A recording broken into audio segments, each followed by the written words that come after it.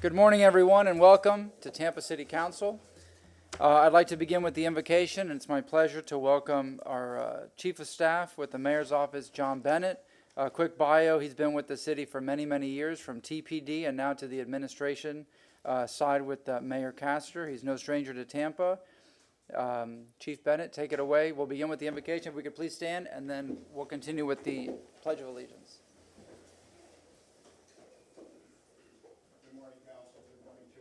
Tampa community.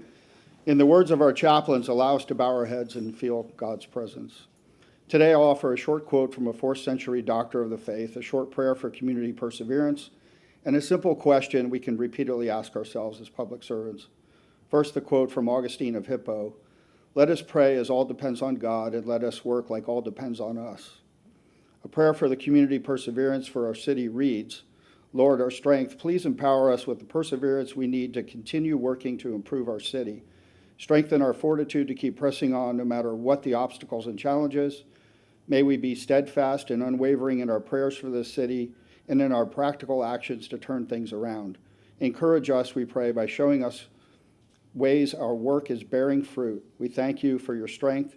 Amen. And we end with a question of how do we care for our most vulnerable population through our resources, outputs, and outcomes as we work together. Amen. Amen. I pledge allegiance To the flag of the United States of America and to the republic for which it stands, one nation, under God, indivisible, with liberty and justice for all. Roll call, please. Carlson. Here. Hurtak. Clendon. Here. Henderson. Present. Vieira. Here. Miranda. Here. And Maniscalco. Here. We have a physical quorum. All right. If we can get a motion to adopt the minutes from our regular session on May 18, 2023, and the workshop and evening sessions held on May 22nd. Motion from Councilmember Miranda, second from Councilmember Vieira. All in favor? Aye. And I'd like to put this in the record. Councilmember Hurtak had to go out of town unexpectedly and will not be here today, so I will put this in the record so we have it. All right, at this point, I would like to welcome the Mayor's Youth Corps and Molly Biebel, who is our Youth Development Coordinator. Miss Biebel, if you'd like to come up and say hello and welcome the members of the Mayor's Youth Corps, and the members, if you want to come up, say your name and where you go to school, and give us a brief introduction. Yes, ma'am, go ahead. Thank you, Chairman Maniscalco, and thank you, Council, for having us back. I have most of the Youth Corps with me today, so I'm very happy to bring them here. I am Molly Biebel, Youth Development Coordinator for the City of Tampa, and I will let them take the floor. Hi, Council members. My name is Libby Maddox, and I am a rising senior at Plant High School. Hi, Council members. I'm Sophia Carvalho, and I'm also a rising senior at Plant High School. Hi, Council members. I'm Sophia Butel, and I'm also a rising senior at Plant High School. Hi, Council members. I'm a rising sophomore at Plant High School, and I'm Rohan Morgan. Hi, Council members. I'm a rising sophomore at Strawberry Crest High School. My name is Suhan Patel. Hi, Council members. I'm Arjun Nair, and I'm a rising junior at Brooks de Borla. Hi, Council members. I'm Ferris Khan, and I'm a rising senior at Tampa Prep. Hello, Council members. I'm Bobby Talati, and I'm a rising sophomore at Strawberry Crest.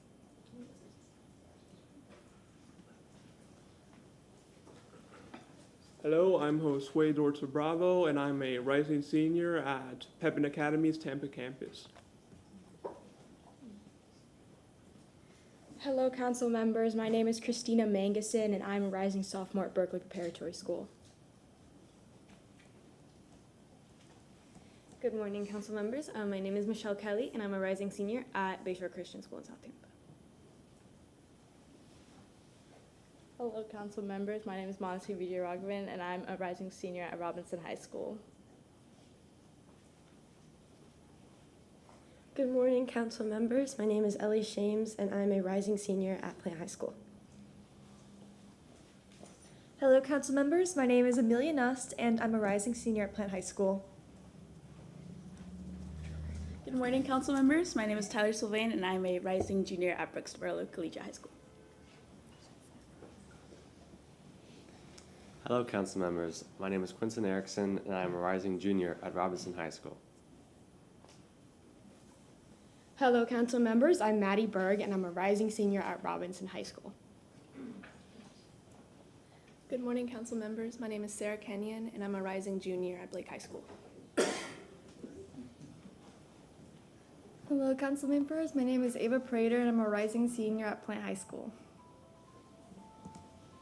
Hello, council members. My name is Harley Williams, and I'm a rising senior at Blake High School. Hello, council members. My name is Deborah Dean, and I'm a rising senior at Bible Truth Academy. Good morning, council members. My name is Kara Chase. I'm a rising junior at Fort Virtual. Good morning, council members. My name is Mia Ingram, and I'm a rising junior at Plant High School. Good morning, council members. My name is Chandra Miller, and I'm a rising junior at Middleton High School. Hello, council members. I'm Lewis, and I'm going to be a junior at Freedom High School. What's your last name, sir? Vieira. Louis Vieira. What are the odds of having two Vieiras in the same room? Good morning, council members. I'm a rising senior at Brooksboro Barlow Collegiate High School. Good morning, council members. My name is Lauren Kimball, and I'm an incoming junior at Plant High School. Good morning. My name is Neil D'Asti, and I'm a rising senior at Plant High School.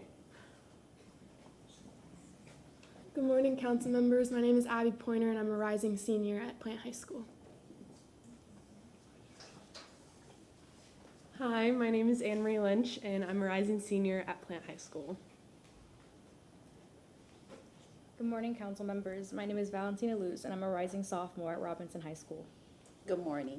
All right, thank you very much. The future of our city is very, very bright, as you can see here with the wonderful members of the Mayor's Youth Corps. So thank you very much, Ms. Beeble, and to your team. And now, Councilmember Henderson, if you'd like to go ahead and recognize, we have some special guests in the room. Okay, this is exciting. Good morning, everyone. Will the members of Delta Sigma Theta Sorority Incorporated please rise? I bring you greetings. The women that stand before you are members of an international public service sorority founded in 1913 at Howard University by 22 amazing women at a turbulent time in our country. The women that stand before you today are members of 4 chapters. They are represented from the Tampa Alumni Chapter, the Tampa Metro Chapter, and our education chapters at University of South Florida and the University of Tampa. We are here today because we believe in public service as well as social action, and under our 5-point program thrust, political awareness and involvement is also something that we do. We are all over this city. We wear red very proudly, and I want to bring greetings to my sorority that I am so proud to be a member of, particularly a woman named Sandra Levins Cook. Please raise your hand, Ms. Levins. She was my teacher in high school, and the reason why I am a member of this great organization. So thank you for being here today.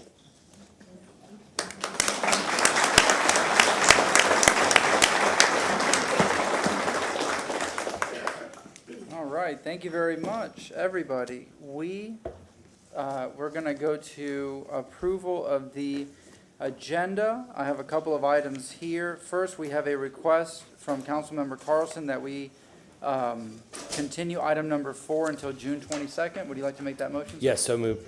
Second. We have a motion to move item number 4 to June 22nd. Motion from Councilmember Carlson, second from Councilmember Miranda. All in favor? Aye. Aye.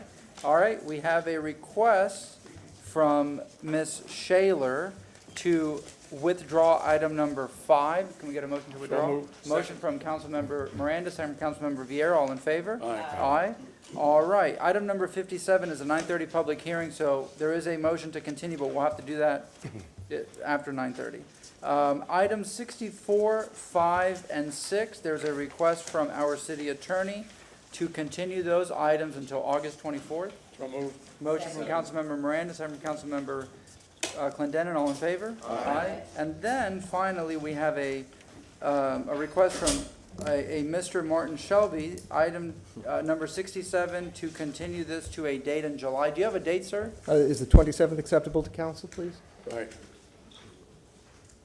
All right, we have a motion we have a motion from Councilmember Miranda and a second from Councilmember Vieira to continue item 67 to, you said July 27th? July 27th, yes, the regular All right. meeting. All in favor? Aye. Aye. All right.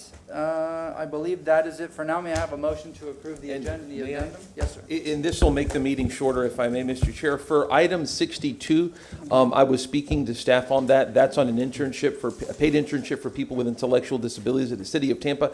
I think they need more time, and the staff member with whom I was speaking agreed. So I wish to give them 2 more weeks to the second week in June, if I may. Is it June 22nd? Is that it? Is there one before, or? June 15th, if I may. All right. And this won't take any more than 1 minute, I promise. All right, we have a mean- motion to continue item number 62 to June 15th under staff reports from Councilmember Vieira, second from Councilmember Miranda. All in favor? Aye. Thank you. And then for 63, the report is written is fine for Mr. Bide, I appreciate that. All right. That's Thank great. you. For administration update, we'll have Chief Bennett if you need it, but we might get out of here by lunch, so. All right, motion to approve the agenda and the addendum. Wait. Mr. Chairman, did I hear correctly that is staff, it's the written report, there's going to be no staff Yeah, appearance you on don't number need 63? staff for, yeah. Okay, that's just a receive and file. All right, Thank you, sir. motion to approve the agenda, Vieira? So moved. Yep, and second from Councilmember Miranda, all in favor? Aye. Aye. Okay. Councilmember Clendenin, you have item number 1, which is our ATU Local 1464 Employee of the Month. Go ahead, sir. And we have Mr. Stephen Simon here, a good friend to all of us.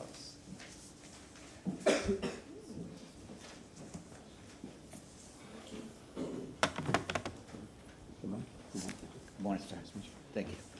Good morning, council. It's my pleasure this morning to introduce the head of the ATU, the head of the union that keeps Tampa working, representing the working people that, work so hard every day to make sure that our city is functional and does the job that the citizens expect. And he's going to present the ATU Employee of the Month to Kevin Ridgway. So take it away, Steve. Thank you, sir. Good morning, Mr. Chairman. Good morning, council, and good morning, City of Tampa. I'm Steve Simon, president of ATU Local 1464, and I'm happy to be here this morning to introduce you to the ATU Employee of the Month, Mr. Kevin Ridgway. Thank you.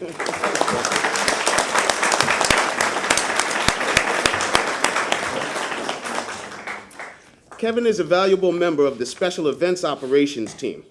He has maintained and improved our special events parks and Tampa Riverwalk through his hard work and dedication.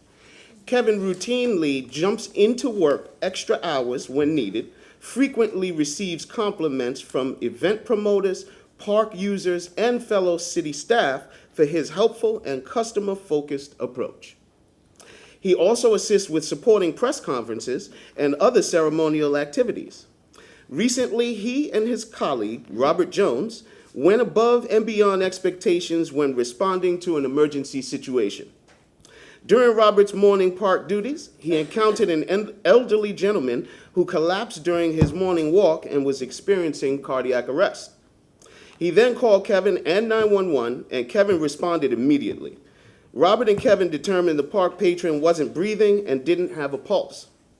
Kevin started CPR while Robert controlled the scene and stayed on the phone with 911. Kevin and Robert both took turns performing CPR until EMS arrived. The gentleman was transported to the hospital via ambulance. Later, EMS personnel called back to inform us the gentleman's life was saved due to the fact that Kevin and Robert quickly acted and performed CPR. Learning of this incident and Kevin's role in the response and aid to a community member was not surprising, given Kevin's dedication and diligence on the job. Kevin has been selected as the ATU Employee of the Month for his ongoing dedication to the city and willingness to go above and beyond, and we thank you for all you do to keep the city of Tampa running. Thank you.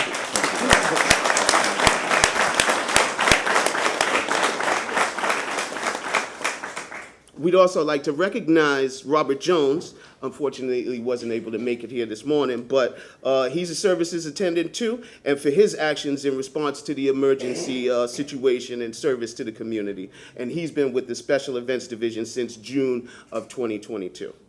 So Kevin, on behalf of ATU Local 1464, I'd like to present you with this award.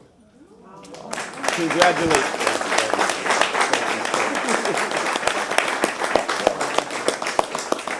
Outstanding. Very good. Thank you. Thank you. Absolutely, Kevin. So because of your dedication to the city of Tampa and your exemplary work of going above and beyond, and you've chosen for the mark of distinction by the ATU Employee of the Month, Tampa City Council, your peers, superiors, would like to commend you for your quick thinking and service to our community. We recognize your commitment to your team, your willingness to step up and help when it is needed, and your role in saving the life of a park patron.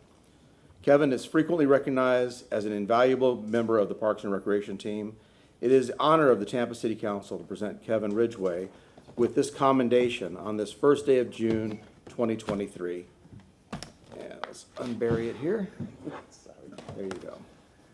Wow. Kevin, congratulations. Thank you very much. Thank you. And I think there's members of the community here that would like to present stuff to you as well. Members of the community? All right, do y'all want to come up? Good morning, Council. Good morning, Mr. Ridgway. I'm Grace Gonzalez. I'm here on behalf of the 1905 family of restaurants and the Gonsmart family. We would be honored to present you with this gift card to enjoy at any of our restaurants around the state of Florida. Please enjoy some sangria, paella, a night at Ulele, on the Riverwalk. Thank you so much for all that you do. We appreciate it.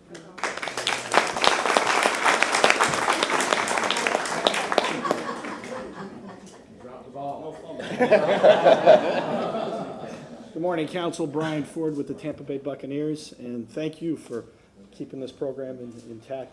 Mr. Simon, Mr. Ridgway, congratulations, and with a story like that, we have a little tradition over at $1, and on behalf of the Glazer family and our entire organization, we'd like to present you with a game ball. Now, unfortunately, I got the information on your award a little late, so I'd like to give you my information. Yes, Mr. Simon, if you could join. I met a young man who's very proud of you in the audience in there.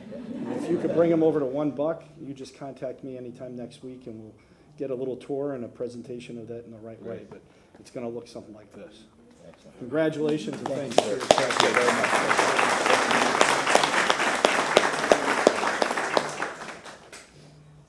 Morning, Council. Mike MacArthur, Steps Towing, and we're very proud to be part of this program and present awards to gentlemen like yourself. And thank you so much for everything you do for our community. And on behalf of Todd Stepp and Steps Towing, I'd like to present you a gift card for a restaurant of your choice. Thank you. Take some time off, enjoy it. Thank you for everything you do. Thank you very much.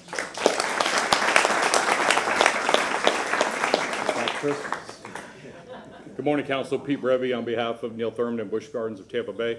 As been reiterated by my colleagues, I'd like to continue or thank you for your continued support of not only the ATU Employee of the Month, but the Police Officer of the Month and Fireman of the Quarter as well. Sir, thank you for not only what was exemplified in your bio today, but thank you for your continued support and your efforts and what you do every day to make our community safer and better in all ways possible. And as a token of our appreciation, we'd like to give you 4 tickets to Busch Gardens for you and your family. Thank you very much. You're welcome. Good morning, Councilman. Bill Roland from the Strauss Center for the Performing Arts. Kevin, thank you so much for all your service and for everything you're doing. The Strauss Center would like to present up to 5 tickets to see Annie at the Broadway tour because the sun will come out tomorrow because of you. Thank you. Thank you.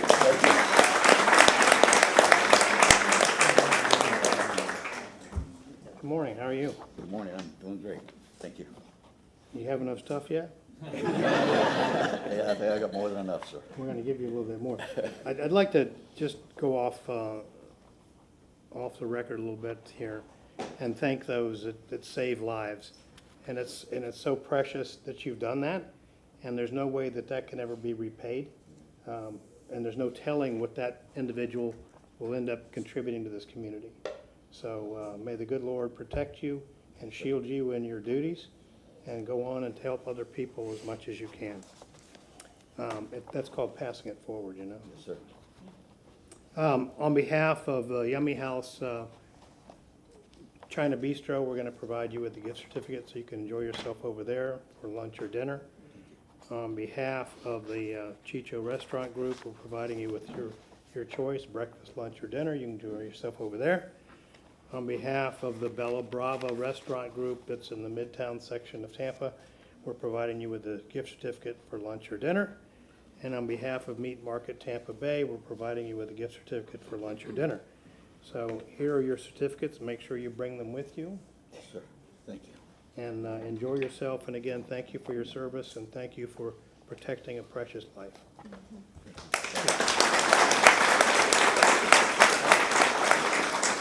Once again, congratulations. Thank you. Thank you. I'm sorry. Go ahead. Yeah. I forgot to mention that I also have a letter from the mayor, and if you don't mind, I'd like to just read a portion of it. Okay. You are admired, well-respected, and set a shining example for others to follow. It is employees like you, Kevin, that make me proud to serve as mayor. Thank you for your dedication and service. Sincerely, Mayor Jane. Very nice. And I'm sure my fellow councilman would like to acknowledge. Thank you so much for what you did and for your quick response and leadership. And thank you to ATU for bringing these excellent awardees to us. Yeah. Thank you for your service. That was amazing. And I am just so jealous of all the things that you got today. Me too. Really not necessary. I just did what I thought anybody should have done at the time. Well, you did a great job, and we thank you. Thank you. Thank you very much for all the work that you do, and I'm glad that you were able to be recognized today. And I know you look forward to going with the Bucks and Yes. getting that football with that youngster there. And that's great that your loved ones and your family can, see the work that you've done and how we honor you for that, because it is honorable work. So thank you so much, sir. Thank you, sir.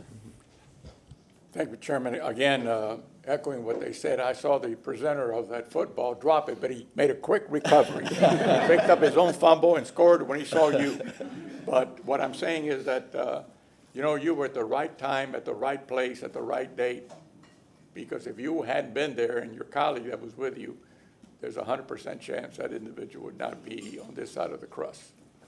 And again, I want to say thank you for reacting. And sometimes when you're put in that position, you don't know if to go forward or go backwards. And you went forward and did the right thing. So for that alone, thank you. You got a great heart, a great mind. Congratulations to you. Thank you, sir. Thank you. And again, thank you very much. You went above and beyond. You're an exemplary member of the City of Tampa family. And I mean, you make us very, very proud. So again, thank you. Well deserved. You. Everything has been said, but we appreciate you very much, sir. Thank you. Thank you. I'm proud to be here. Thank you, sir. Thank All you. right. Thanks, sir.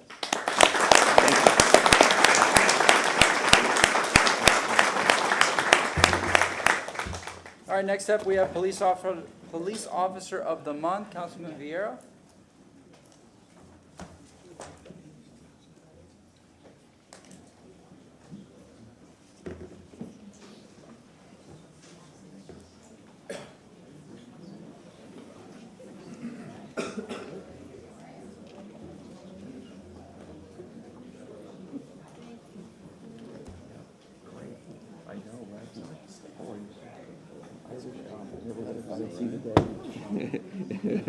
And we'll wait a minute. It's really exciting.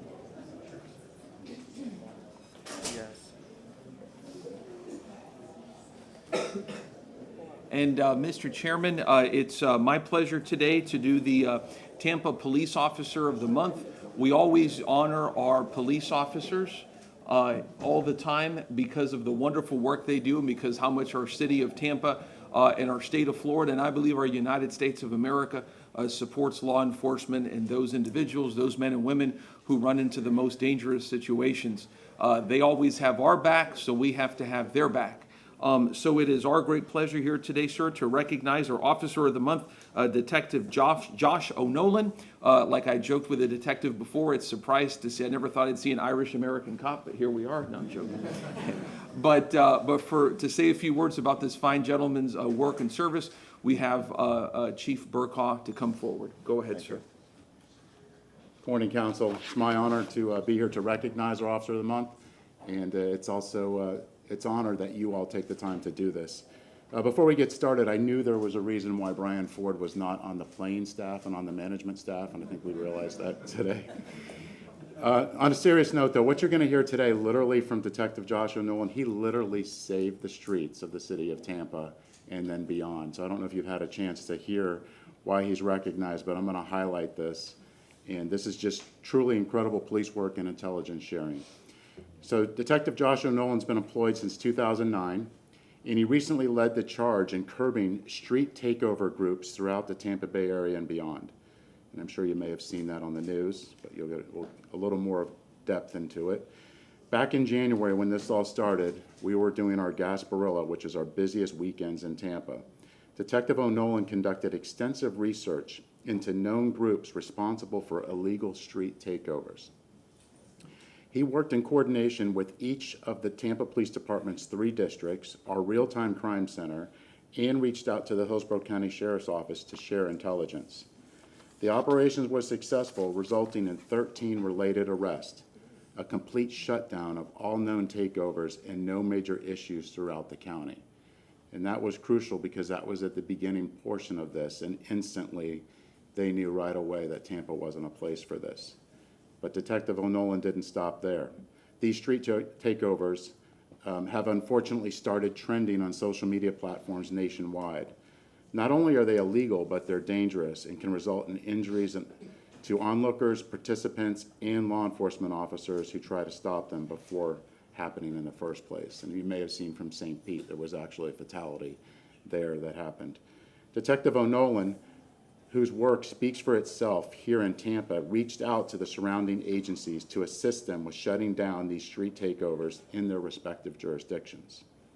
He even started a communications group for those law enforcement agencies to share ongoing intelligence about any possible organized street takeovers.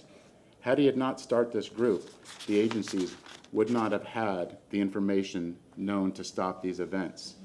Recently, because of the information that he shared in Pinellas County, they resulted in 69 arrests, and we're talking about saving lives. Who knows how many lives that could have been saved just from these incidents, because they're actually really violent when they're on the street, if you've ever seen the video, the way they're driving those cars.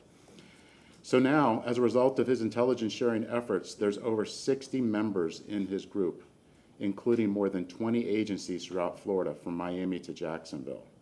For his diligent investigative work to combat these groups associated with the street takeovers in Tampa, and his willingness to do this across the entire state and the nation, he is definitely worthy of our Officer of the Month for June 2023.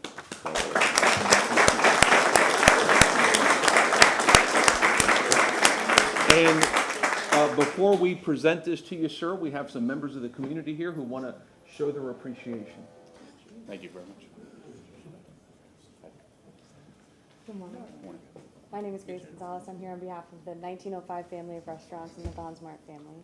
We'd like to thank you for everything you do for the city of Tampa and beyond. And I'd like to present you with this gift card to enjoy at any of our restaurants around the state of Florida. We've got restaurants in St. Augustine, Sarasota, all over. Please enjoy some sangria, paella with your loved ones. Thank you so much for everything you do. Appreciate it. Congratulations. Congratulations, and thank you so much for all the work that you did and being so, your perseverance and making sure that was all taken care of. Thank you. From the Strass Center, we'd like to present up to 5 tickets to see Annie next week at the Strass Center. Enjoy a night out. Thank you very much. Appreciate it.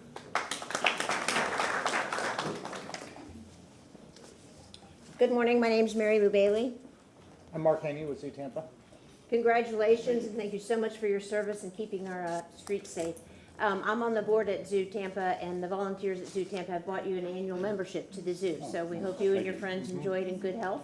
And it also includes access to our special events like Christmas in the Wild and things like that.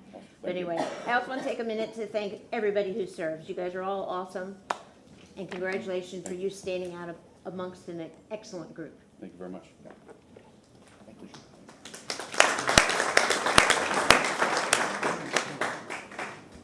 I'm holding it. Councilman, Chief, and Detective, 15 years of service. I know the story that was presented today was just one small glimmer of what you've done. And I'd just like to thank you on behalf of the Glazer family, your family, our entire organization, just for your sacrifice and what you do for our city. And like the last gentleman, I don't have his ball done, but it's going to be something like that. Okay. But there's all my information. I'd love to give you and your family and whoever you'd like to bring a tour anytime next week, and we'll get you your ball. Awesome. Thank you very much. Appreciate it. Thank you. Mayor and Council, Mike MacArthur, Steps Towing, congratulations on a job well done. We got to know each other back in the corner back there, so, I mean, he's familiar with our company and the people that work for us, and we're very proud to be here to support you and what you've done for our community. So on behalf of Todd Stepp and Steps Towing, I'd like to present you with a gift card for some go out to dinner and a night out in our company limousine. Take advantage of it. You deserve it. Thank you for everything you do. Thank you.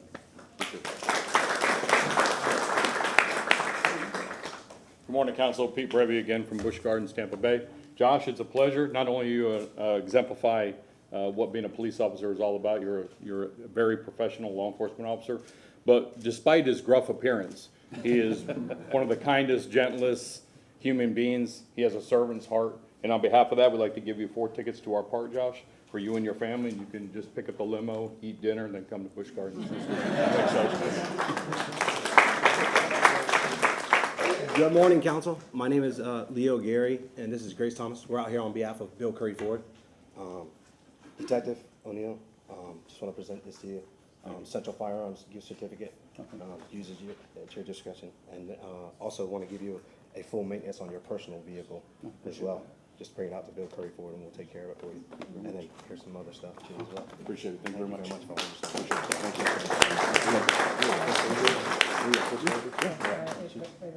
Professional.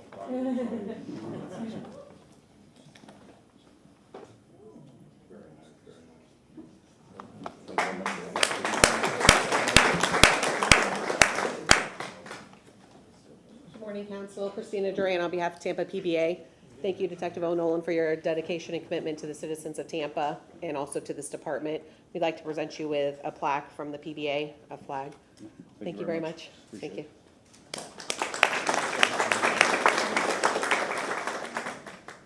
Good morning, Council. Leah Van Name on behalf of Tampa Theater. Detective, on behalf of the theater, I'm so excited to give you the gift of a membership so you can come for movies or a tour of the theater. And congratulations, and thank you for everything that you do for our community. Thank you very much. Sorry. Thank you. Appreciate it. Morning, sir. Morning. How you doing? Good. You know, Pete Brevy forgot to mention he has the same haircut, so. Lack of haircut. Same. Want to make sure, and, anyway, Steve McClenny, how's that? Not Michelini, but I'm going to be Irish today. On behalf of several different restaurants, we're going to provide you with gift certificates. One of them is the Chicha Restaurant Group. We're providing you with a $50 gift certificate. On behalf of Bella Brava, again in Midtown, we're going to provide you with $50. You can go enjoy yourself over there. On behalf of Meat Market Tampa Bay, we're providing you with another gift certificate. So you can enjoy yourself over there. And Yummy House China Bistro, providing you a gift certificate there. Please make sure you bring these certificates. Some guys want to bring the letter and they want double dip, but you wouldn't do that, right? So anyway, congratulations again. And as I said earlier, you're on the firing line. And so we all appreciate you being out there protecting us and making us safe every day. Thank you and congratulations. Thank you. So, Detective, on behalf of a grateful Tampa City Council and a very grateful city of Tampa, it is our great pleasure to present to you for your courageous work, your humility, and your servant's heart, like was talked about, this Tampa City Council commendation. Thank you, sir. God bless you. Thank you, sir. And if you'd like to speak, you may, sir. I'll just make it brief. Thank you to the City Council, Chief Burkall, TPD command staff, and my coworkers who are back there. I appreciate the opportunity. Thank you. Thank you very much. And now they speak. Councilmember Miranda. Well, I never saw Rambo with a shave, but here you are. I just want to say thank you very much for all you've done. I mean, it's a grind every day. And to connect with all the agencies and make this something that is worthwhile, not only here in Tampa, but make the streets safe throughout Florida and make sure that the lives of young people, mostly that's what I've seen on TV, the ones that were doing it, have to have a change in direction. And I hope you made it a two-way street instead of a one-way street. I'm sure you taught them about the other side of life, to protect not only themselves, but the families of others. So for that, thank you very much, officers, for what you do every day. Thank you. All right. Councilmember Henderson. Mr. O'Nolan, thank you so much. You shut down the reckless action through these street takeovers, and you've shared that knowledge all over our state, and that is greatly appreciated. And since my sorority is sitting here, I just think that you all should include this in the budget so that we can celebrate everyone like this as well, giving you a little something, because it is really important that we recognize the service of folks like you, and I just am very impressed about what you've done to keep our streets safe and definitely save lives. Thank you so much. I think, the city of Tampa is so well served by all of our public servants, but specifically our folks that are in public safety and our police. They can rest well tonight knowing that our Tampa police is one of the finest in the country, and you exemplify that. It's incredible to hear those stories. Sometimes folks in the public don't recognize public servants, the dedication and how much they live for, their job and love their job and what they do. And to go above and beyond the way you did and to make a difference is so significant. And on behalf of, my family and everybody else that lives in the city of Tampa, thank you for you and your coworkers and everything that you do every day. Thank you. Thank you. Yes. No, thank you. And this is a really big issue that you addressed. Luckily, you got it quickly and early. As it popped up, there was a lot of concern online. I got a bunch of calls. People don't like to have things going on in the middle of the street because it's dangerous and they don't know who the folks are. And so thank you for getting ahead of it quickly and resolving it. Thank you for being collaborative across the region, and it sounds like across the state and other places. And thank you also your colleagues for focusing resources on it. TPD has to decide where do they put their resources in. This was something that on the surface some people might think is not as important as solving some other kinds of problems, but as you said, people have died in other cities, and it is a big issue. So thank you so much for your creativity and persistence on it. Thank you. Yeah, thank you very much. We received complaints as well. We were receiving calls from concerned neighbors. A very, very dangerous situation, and you help combat that and find solutions. And we're very grateful up here, and I know people in the community are very grateful because we heard a lot from folks on social media contacting us directly, and this was a big deal. This was a major problem. And again, thank you to you and your team, and we appreciate you, sir. Thank you. Thank you very much.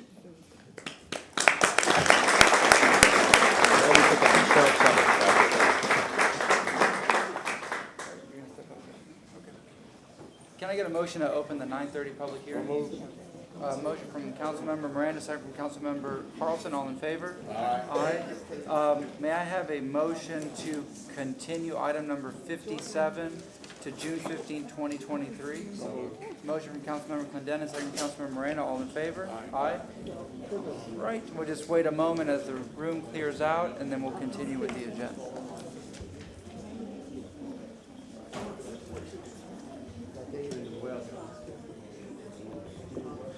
9:30 a.m.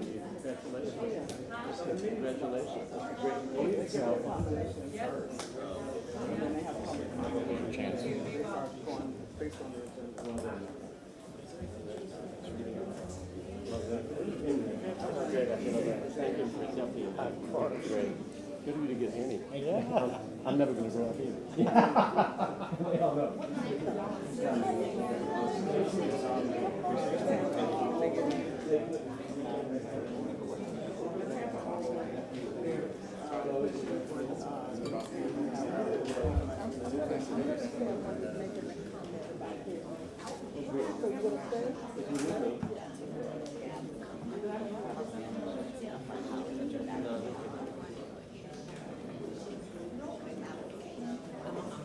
Just a clarification for the, no?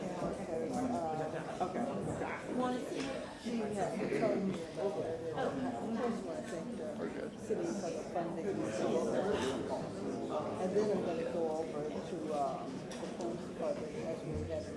So just a clarification for that last motion, item number 57, continuance, that's going to be for June 15th at 9:30 a.m.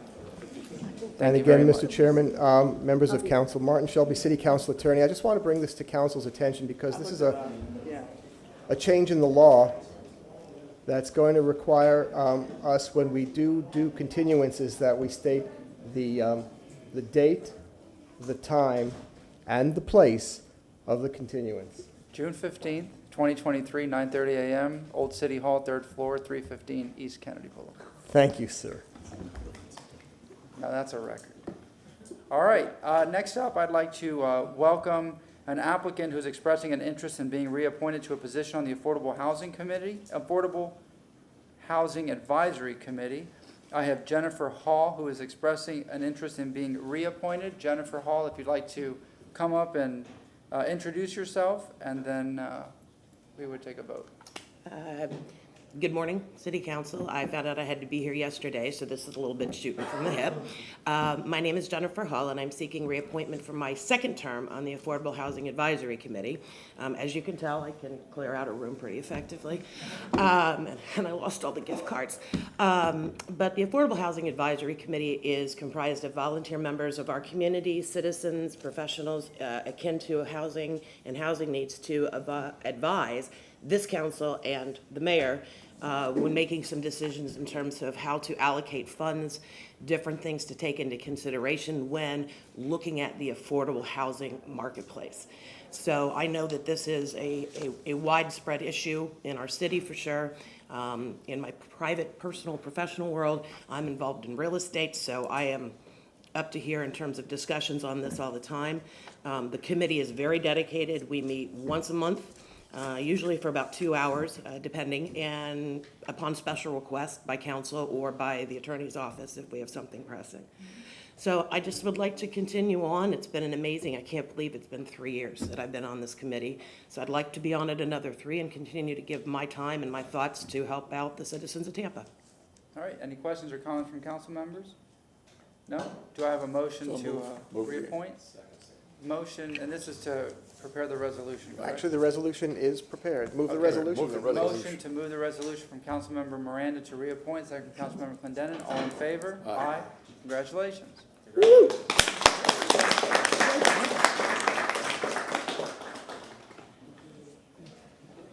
It's your turn. Okay, next up we go to public comment. We have one registered speaker. We'll end with the registered speaker. Is there anybody here from the public that wishes to speak? If so, you have 3 minutes, and please state your name on any item on the agenda. Yes, sir. Go ahead. Good morning. My name is Mr. David Cornell, AAS, SUNY Delhi. Wow, all matas here, State University of New York, marketing degree. It is an honor to be before the council again. The reason I've come here, first I'd like to give a little plug for voting. As you can see, take 3 steps, and to show my minor party of the Libertarian of the state of Florida. Just wanted to give a plug for that. So I call here before the honorable committee members to present my brief presentation for the Ray Charles project. What I have before me are a series of stickers, of which I've only one while I present. And what I'm going to show you is how this black and white image of Ray Charles, and each council member will get these stickers, how it will look, basically, as I find it again. It's a black and white image of Ray Charles. Let's see if I can find one. Here's one over here, although it's color. See, this one will be fine over here. Okay. This will have to work. So, Turn it upside down. The other way? Oh, there we go. Yeah. Although that's a nice one. I didn't expect that one. Okay. I think I'll use that one. And so each sticker will have something like this. And with the council members' approval, I would like it tactfully placed, not me personally, though I will place a black American gentleman who's bald, who lives in the same building that I do right now. And how do they work? Well, if I make them wait, there's going to be about 1,000 of them. wow, and there's something in a box like this. In a local establishment called Gorilla, I'm not sure if y'all are aware of it, the big Gorilla off of Kennedy. They make cards, and maybe not stickers, but maybe Zazzle will do it online. So the ease of this is you just take a sticker off. Let me see if I get another one. And it just comes off, and it sticks like this on the box, like that, that easy. Oh, the other way, I think, yeah. And so, yeah, that almost concludes it. Another way of doing it is by placing it over here, and you can stick it like that. And it's designed for this legal gentleman over here, Mr. Shelby. That's my presentation. Thank you very much. Thank you very much, sir. Yeah, okay, so if somebody would kindly pass these on to Okay, each if you councilman. want to give it to, yeah, right there. Thank you very much. You're welcome. All right, Ms. Chloe Coney. Good morning, Chloe Coney, a woman that has worn many hats. I just want to stop by this morning and thank City Council for the funding for Fair Oaks. I think all of you know that I have a love for East Tampa. I've worked over there probably the last 40 or 50 years and working with so many of the seniors, and you know I'm one of them. So I'm standing here with a hidden agenda, okay? We want to have a place that we can have for our seniors. Those Jazzy Chicks are awesome. And again, for what you're going to put there at Fair Oaks on 34th Street will be something that will be remembered forever. I know that I've worked there and I've advocated before for a YMCA, for a gym, for whatever, and because of this investment in our community there, we don't have many things like that. So again, City Council, thank you so much for investing in Fair Oaks and East Tampa. And as a senior citizen, right on, okay? Thank y'all. Thank you very much. Yes, ma'am. Please state your name. You have 3 minutes. Yes, good morning. My name is Sally Issy Lee, and I represent the Volunteer Missionary Society Penny Fund. And I would just like to read a few short scriptures, and then I'm going to tell you what I'm going to say. Generosity. Give generously to them and to those without a grudgingly heart.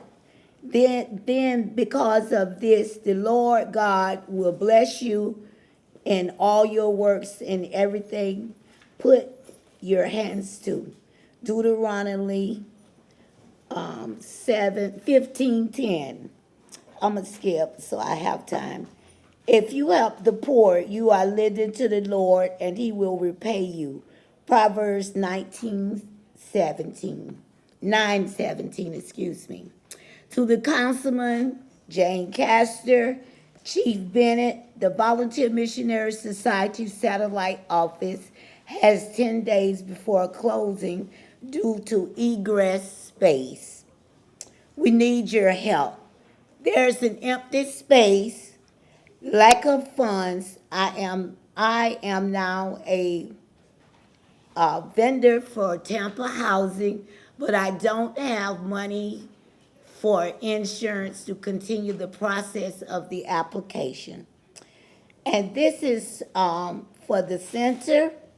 We have no money for insurance and utilities. $150,000 will start us up with utilities, rent, and transportation. Send donations to the Volunteer Missionary Society to Suncoast Bank, 1920 Hillsbury Avenue, Tampa, Florida, or to the Say So Penny Card, Cash App. Please give. I have done all I can to stand without funding, and I have done the best I can, and I'm still standing, and I'm going to turn this over to God.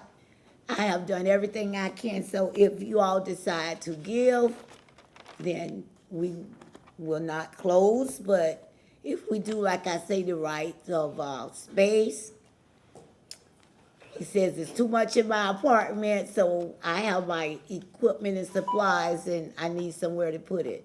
Please help us out. Thank you. Thank you very much. Oh, and one more thing, sir. From the Masjid Nasir, they having starting Tuesday, June the 6th, they're having Youth programs, summer youth males ages 9 to 15. Our topics cover conflict resolution, knowledge of self and true Black history, peer pressures, building positive self-esteem on 905 Skagway at Masjid Nasir. Thank you. Thank you very much. Yes, sir. Next speaker. Good morning, Council. My name's Bobby Creighton. I live at 1213 East 33rd Avenue. I'm here today to speak in support of item number 6, the East Tampa overlay. When I name streets like Bayshore or Howard or places like Hyde Park Village, streets like Kennedy, and some of the other streets, probably have an image that comes to mind that's crystal clear. You know what that looks like. You know what it feels like to be there. What if I say streets like 15th or 29th or 34th? What comes to mind when you hear that? It's probably something different. I understand that there might be some background sounds because the implication is gentrification. But what I want to make clear is that design is like a language. What gets built is like a vocabulary. What does the message say when you go to these places in East Tampa? It says, you park your car right in front of the business and you can't walk here. It says, the sidewalks are too narrow and you can't walk here. It says, this is not a place for new business. This is not a place for commerce. This is a place for slum and blight, unfortunately because of the code that we have now and the one that we've had for 20 years. What we'll hear today will be an improvement in those conditions. And hopefully within the next 20 years, when we hear street names like 15th or 29th or 34th, a different image will come to mind than the one that we probably all have right now. This is a good ordinance. It's one that will bring more development to East Tampa. It's one that will encourage good development in East Tampa. And it's one that will encourage economic development in East Tampa, which we all know is very desperately needed. There's some really great things in this: adaptive reuse of structures with less parking than would be required otherwise, the wider sidewalks, which I know everybody has been pining for that for years. Commercial structures right up against the street. I don't know if I mentioned the ADUs. These are all things that people have been asking for a long time, and it's in this new overlay. East Tampa deserves a little love, a lot of love, and some respect, and this new overlay will help to achieve that. Thank you. Thank you very much. Yes, ma'am. Hi, good morning. My name is Maida Martinez. I live in Ybor Heights. I am also known as Mimi. I am the current president of Ybor Heights Neighborhood Association and Watch Group, and I am here today to talk about item number 6 on the agenda, which is the East Tampa overlay. As you know, the purpose of an overlay is to preserve a unique character of a neighborhood, and it's also meant to serve community goals. So in the East Tampa area, we have several community goals that we're trying to achieve. We have been behind the rest of the city for too long, and we're hoping with this overlay, it'll achieve some of the goals that we have in our area. So some of those goals are keeping residents here. We see a lot of gentrification all over the city of Tampa. It's not just East Tampa. We are able to slow that down if we can provide alternative housing, such as accessory dwelling units. And you will hear that today in the overlay presentation as a proposed change. Road safety and pedestrian safety is a big goal for us as well. Widening the sidewalks will be able to provide more walkability for the residents and make it a more community environment.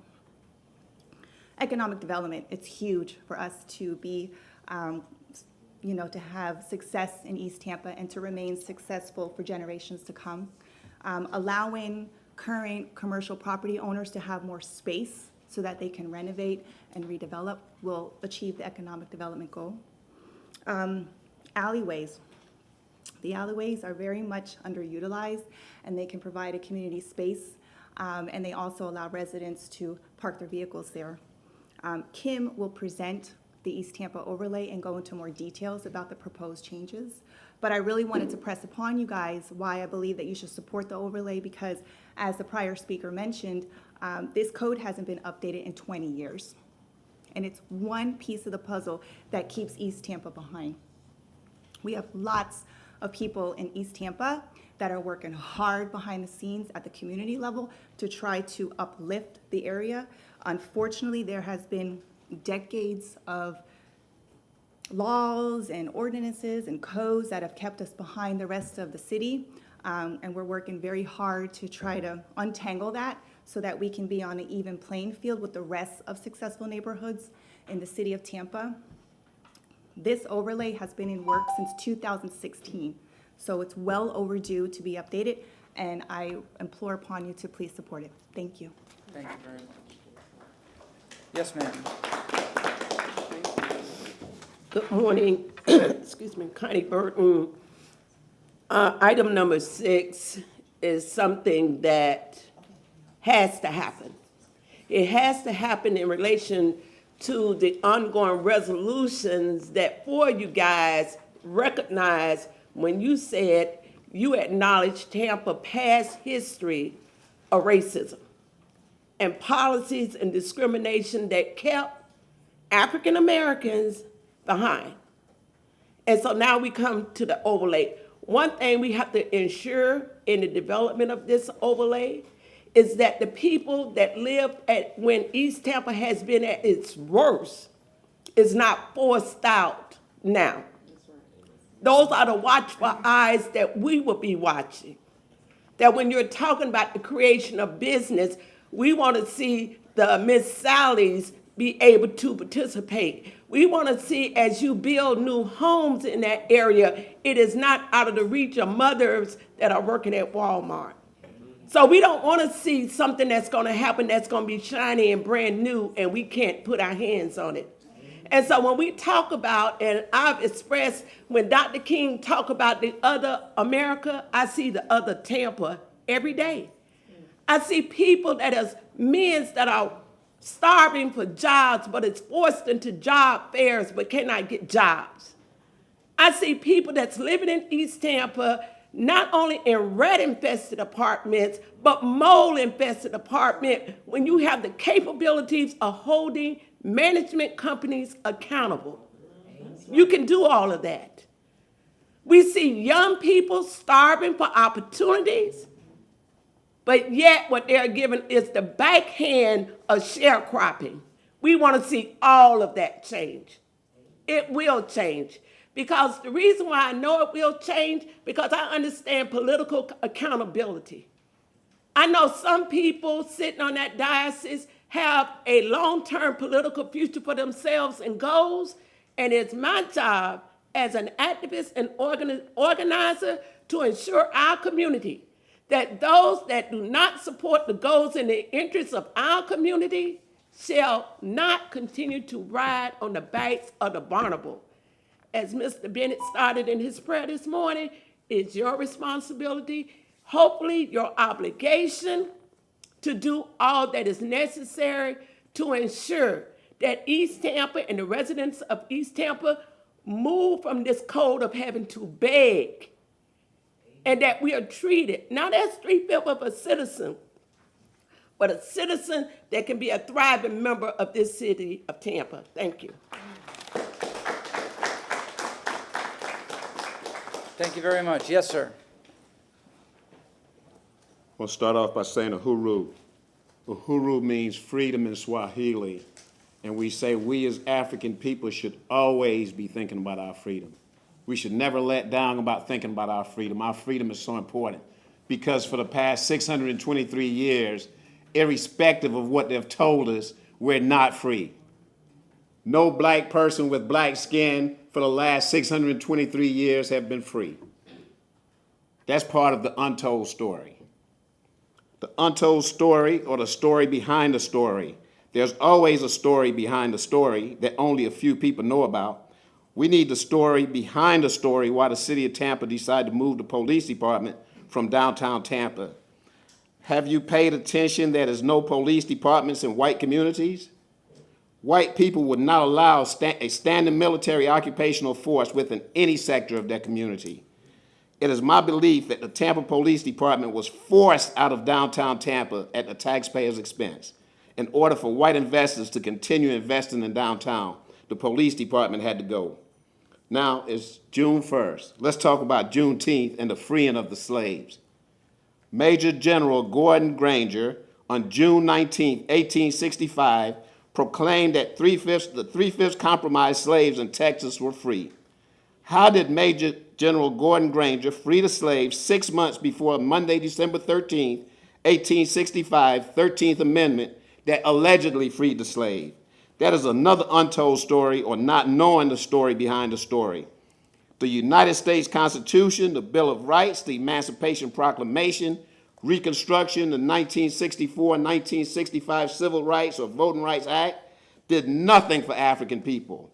The Bill Clinton 1994 crime bill, welfare, workfare, Section 8 or affirmative action, nothing for African people.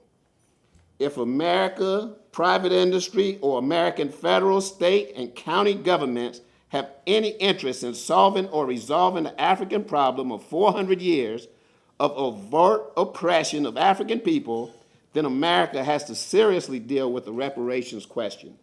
We want our reparations. It is legally and rightfully owed to us, and we are demanding the $3 million that is owed to every African man, woman, and child in this city of Tampa and other cities throughout the United States. We are demanding our reparations. We want this city council to elevate or escalate the conversations, that where they're doing something, where they're looking at these city budgets and seeing that we're 26% of the population and we get nothing out of city agenda after city agenda since 1855. Can't happen like that no more.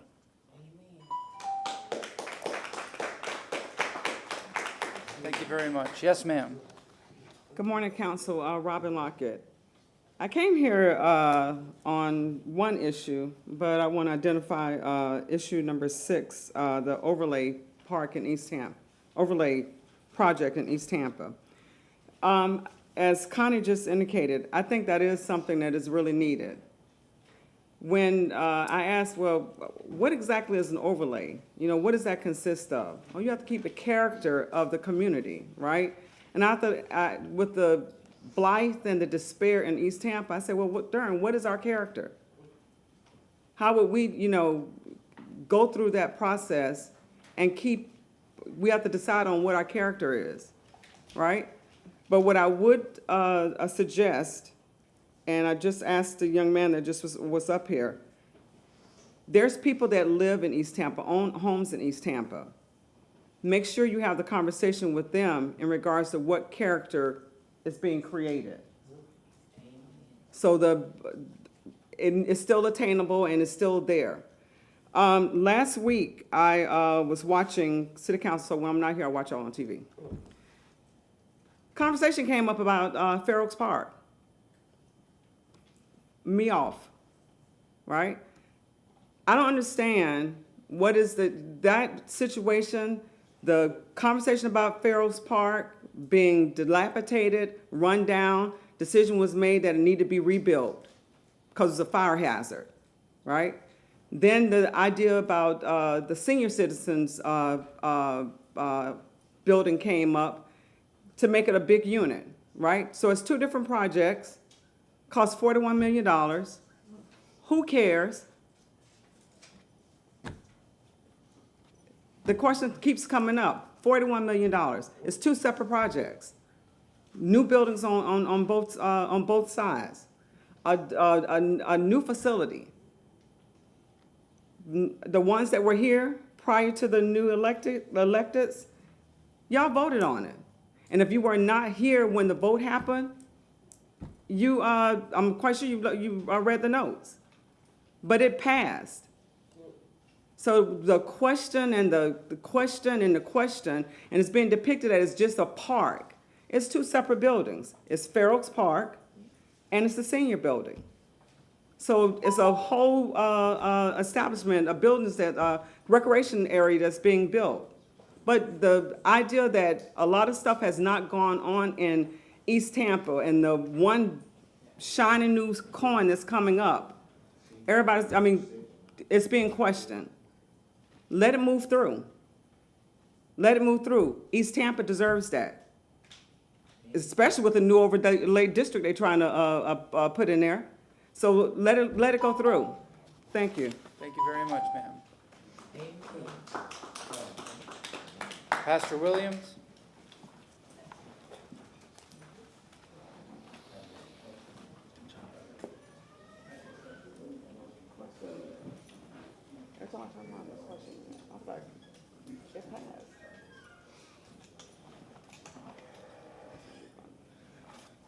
Good morning. Good morning, My sir. name is Pastor Frank Williams. Was located at 1112 East Scott Street.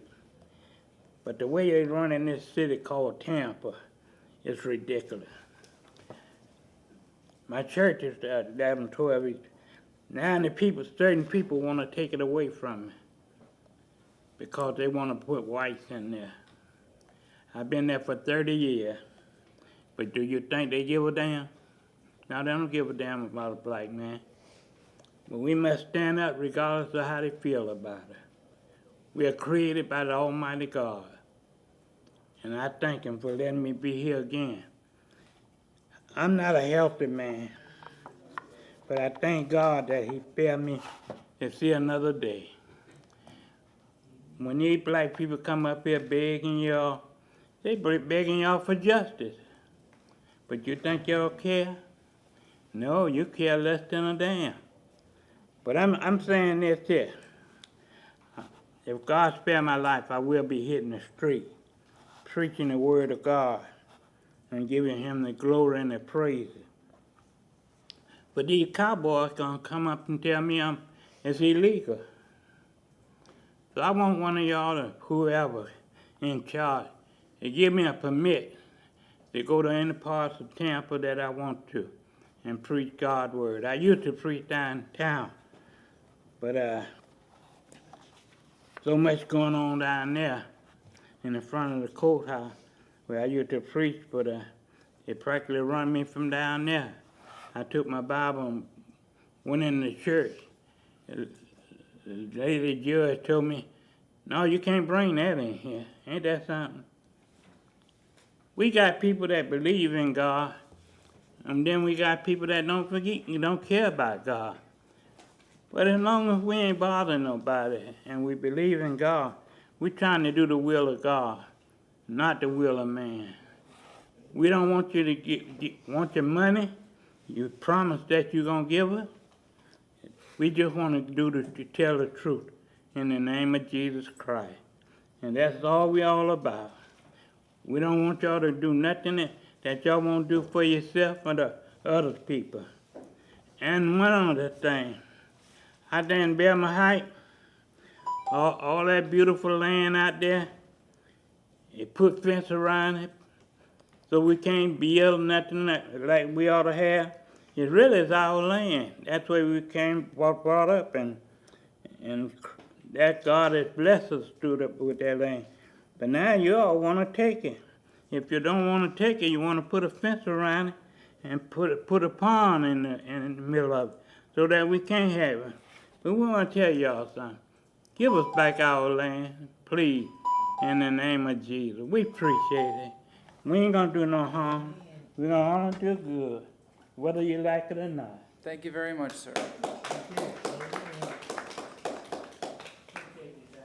All right, anybody else here for public comment? If not, we have one registered speaker, Mr. Michael Randolph. Good morning. Good morning, sir. Good morning. I want to start off by giving a shout out to the Mass Youth Council. Do us well. We're proud of you. I want to talk about today about a partnership between the West Tampa CDC and the Center for Nonprofit and Community Development that's focused on West Tampa and Rovers Park. The first workshop that's coming up is a business plan development workshop. It's focused on youth, but specifically the hardcore and the at-risk youth. This is a 6 to 10 week course with partnership with the Small Business Administration as well as CORE. The next part, the workshop that's coming up is grant proposal writing. This is going to be a 6 to 8 week course. We're helping people that finish this course can start their own business as a grant writer. Next coming up is our leadership development class. We're preparing the next generation for leadership. We're focused on youth and the young adult. This is going to be a 3-month to 6-month course. Then next, and I'm really happy about this, we're going to introduce a first in this nation in terms of in the city. We're going to be focused on artificial intelligence and ChatGPT. This is going to be a 6 to 8 week course. It's going to focus on youth and young adults. Again, I'm loving this new technology. All of this is part of our public safety initiative. It's directed towards those young people that's hanging on the corner. We bypass them every day. We lost hope for them, but as I promised to them, we will never forget. Thank you very much. Thank you very much, sir. All right, that concludes public comment. Do we have any requests by the public for reconsideration of legislative matters? I hear and see none. We will now go to item number 6. And who will be presenting on this? This is the East Tampa overlay. Yes, ma'am. Good morning, Chairman, Council, LaShawn Dock, Development Coordination. And Council, item number 6 is a privately initiated text amendment. This is an amendment to the East Tampa overlay language. This is under section 27-240. The applicant is Kim Hetland, but I did want to take a second just to give a preview and just talk about the scheduling and the processing for this request. So you heard earlier mention of when this first started. So the overlay is in place, that language. It has existed in place in the code for years. This was a request from the CRA and the CAC of East Tampa. And this is to provide an update to the existing language. Some of what you'll hear, incorporate some of the elements that exist in current special districts, but this would apply to the overlay if it is adopted today. So as far as the scheduling, just for the benefit of the public and for the newer members on council, this item held a public information meeting in September, on September 28th. City Council workshop was held November 17th of 2022. This went to Planning Commission for briefing in December, and then it went to Planning Commission for public hearing in February. So on February 13th of this year, Planning Commission heard the request, and they had a finding of consistent on the language proposed. So this item is before you this morning for first reading and adoption. These are the dates of the meetings that were held by the city staff, scheduling and processing. Kim Hetland is going to come before you and provide you with the dates of the outreach which occurred as part of the CAC's outreach to the community. And also I have staff findings I'm going to put into the record. The CAC and the CRA started working with city planning staff early on. The ordinance that is before you, it consists of language that city staff finds consistent because they have worked with us so long on modifying that language to bring it before you. So with that, I'm going to pass out the comments that I have, the staff findings, and I'm going to turn it over to the applicant, Kim Hetland, to make the presentation. Staff's available for questions if needed. Do we have any questions at this time? Nope. Thank you, Council. Thank you very much. Yes, ma'am.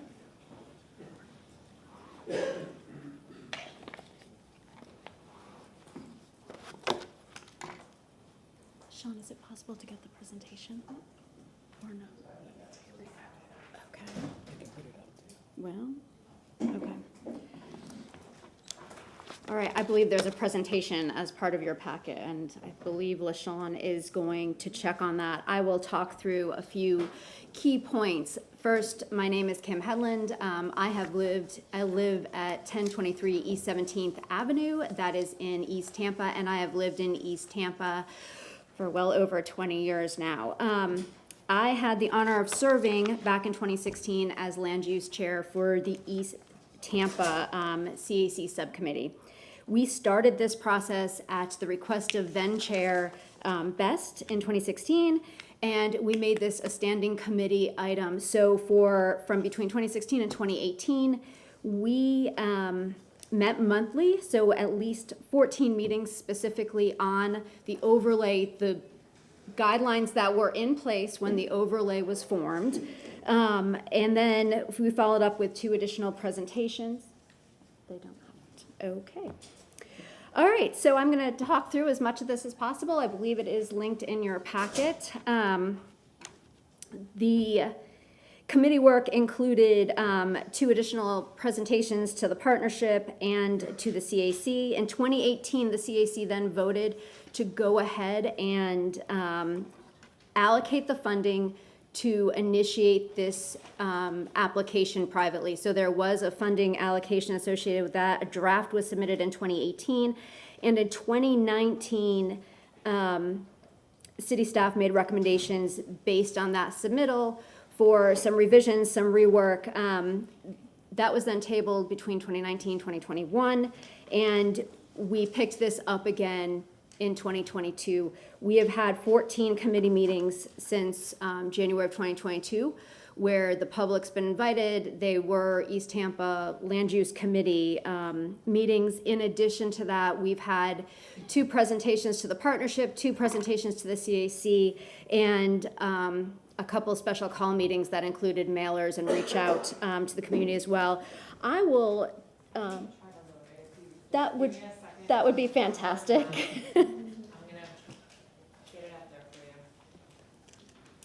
So while we try to do that, I'll go over, it's broken into 2 sections, residential and commercial or non-residential. Residential proposed changes includes revisions to the setback orientation and a range that's allowed for setbacks now. Permitted carport and garage locations, that is a revision. And the allowance and encouraging of the alley use for parking. In addition, we looked at transparency, so we don't have any more blank walls facing major corners or major streets. So there was an added transparency requirement, and probably most significantly in the residential section is the allowance of ADUs by special use. Similar to what's in the code now for extended family for East Tampa, it is the request that through the special use process that ADUs would be allowed. Not only does this allow aging in place, the opportunity for, added income and generational wealth, but it's something that can improve density for East Tampa and give a whole lot more housing options. On the non-residential side, we looked at transparency requirements. You will see a revision for entries that allows or requires increased transparency. We modified the overlay in terms of setbacks, providing a range and requiring 6-foot sidewalks, because walkability to just about everybody, hundreds of people that have communicated over the last 6 years or so have expressed walkability as being something really important. Open storage, that was a hot issue. Folks want it to be very clear that your dumpsters, your trash receptacles, all that should be shielded in a way and not readily visible. So we do have an open storage screening section now. Most significantly is the parking requirements and reductions and offsets, especially for existing buildings. Adaptive reuse of existing buildings is something that's critical along our historic commercial corridors. A lot of those properties at this point cannot be redeveloped if they were to meet current City of Tampa parking requirements. So this includes waivers or reductions in parking along those historic corridors that allows business owners to go ahead and update, renovate, improve their existing business and still meet current code. And then finally, the recognition of neighborhood main streets that coincides with the strategic action plan to ensure that those neighborhood main streets are developing in a way that, that is basically what the community wants and supports existing businesses and existing stakeholders. I have some graphics that go along with this.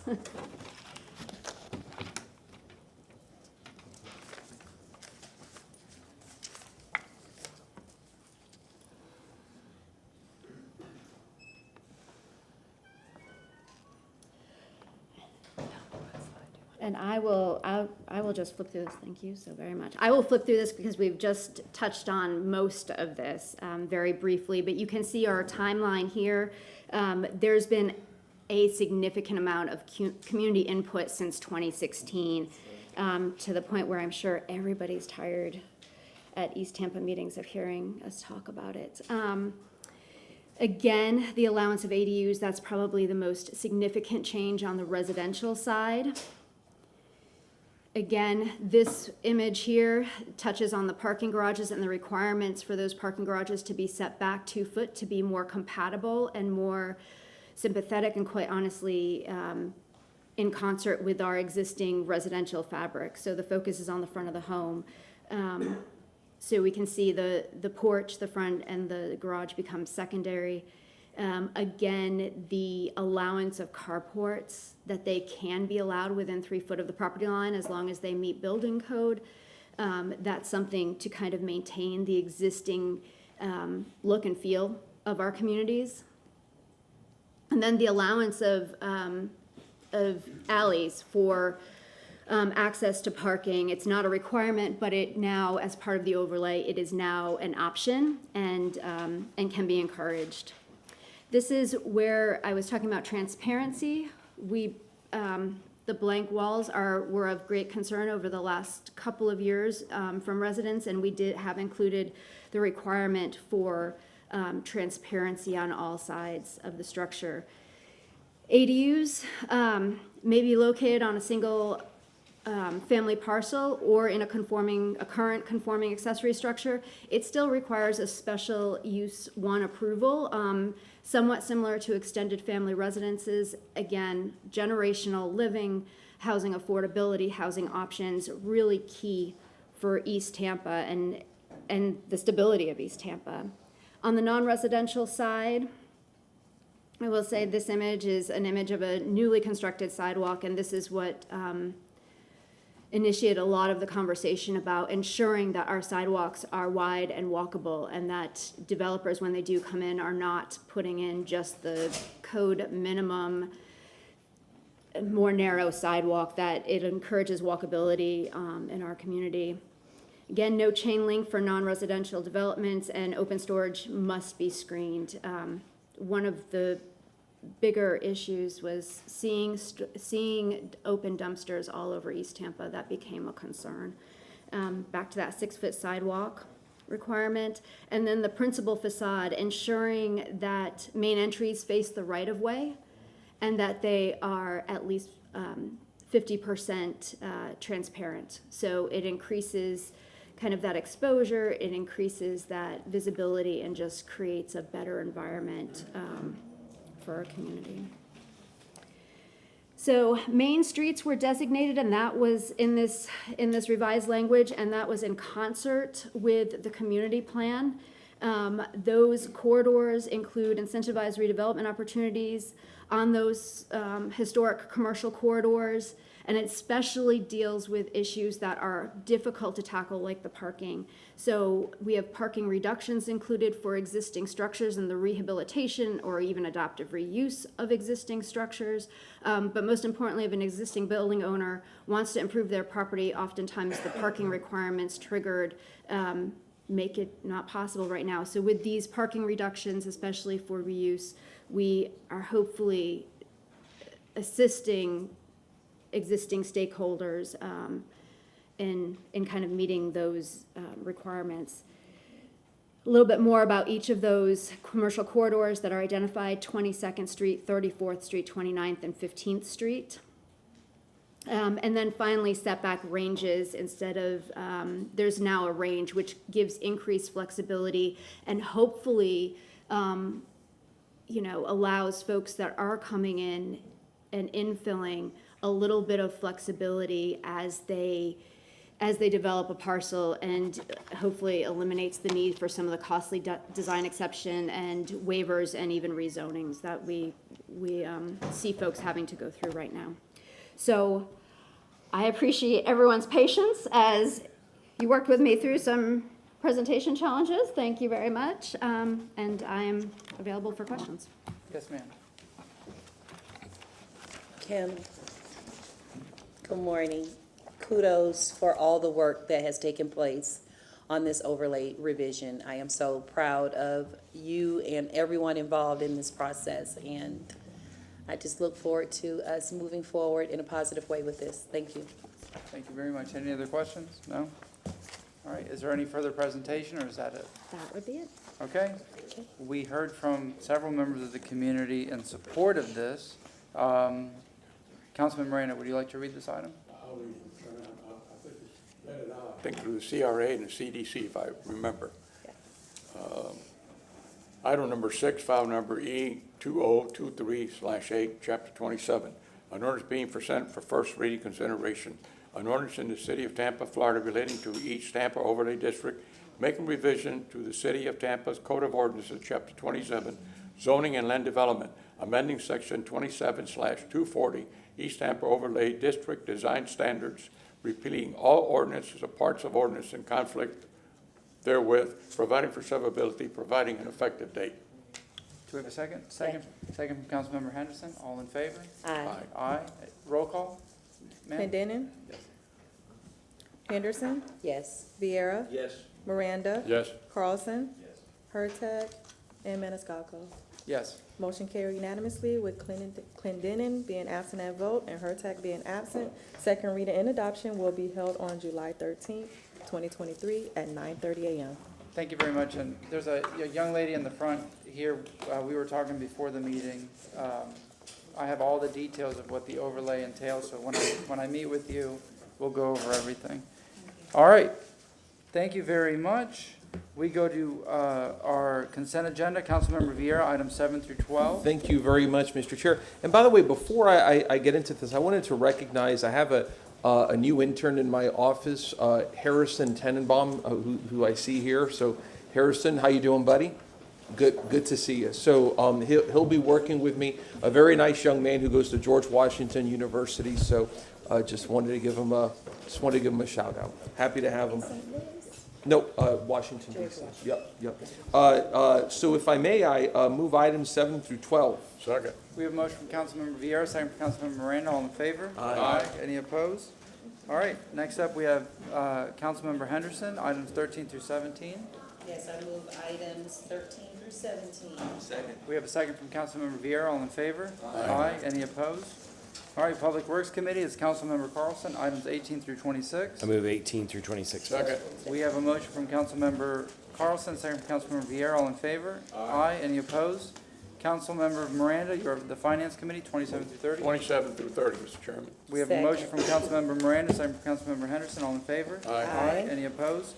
Next up, Councilmember Carlson, item 31 through 44. I move items 31 through 44. Second. We have a motion from Councilmember Carlson, second from Councilmember Miranda. All in favor? Aye. Any opposed? All right, next up, Councilmember Clendenin, 45 through 50. Suddenly, the average age in here just completely dropped. Or, I'm sorry, rose, excuse me. I move items 45 through 50. Second. Councilmember Clendenin, second from Councilmember Miranda. All in favor? Aye. All right, items number 51, 2, and 3 need to be set for public hearing. Do we have a motion? So move. Second. We have a motion to set items 51, 2, and 3 by Councilmember Miranda for public hearing, second by Councilmember Vieira. All in favor? Aye. Any opposed? All right, we already made a motion to open the 9:30 a.m. public hearing, so we'll go to item number 54.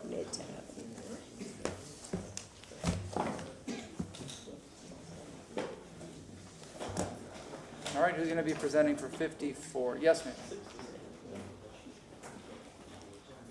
Good morning, Susan Johnson Velez, Legal Department. Item number 54 is a second public hearing for a second amendment to development agreement for Midtown Development. Would allow for an encroachment into the public drainage easement to allow for a crane and concrete crane foundation for a temporary period of about 12 months. And it does provide safeguards as detailed in the agreement that would require the removal of the concrete pilings and other encroachments into the easement once the construction is concluded. I believe the applicant's or the developer's representative is here as well if you have any questions. Any questions? All right, yes, sir. Good morning, City Council. Ryan Manassi, Johnson Pope, 401 East Jackson Street. Happy to be here and great seeing everybody. I'm here to answer any questions should you have any, and we'd respect your approval. Any questions for the gentleman? No? Do we have anybody for public comment on this item, item 54? Move to close. All right, we have motion closed from Councilmember Miranda. Second. Councilmember Henderson, all in favor? Aye. All right, Councilmember, well, who'd like to move the resolution? So moved. Motion from Councilmember Vieira, second from? Second from Councilmember Carlson, all in favor? Aye. Any opposed? All right, next up is item number 55.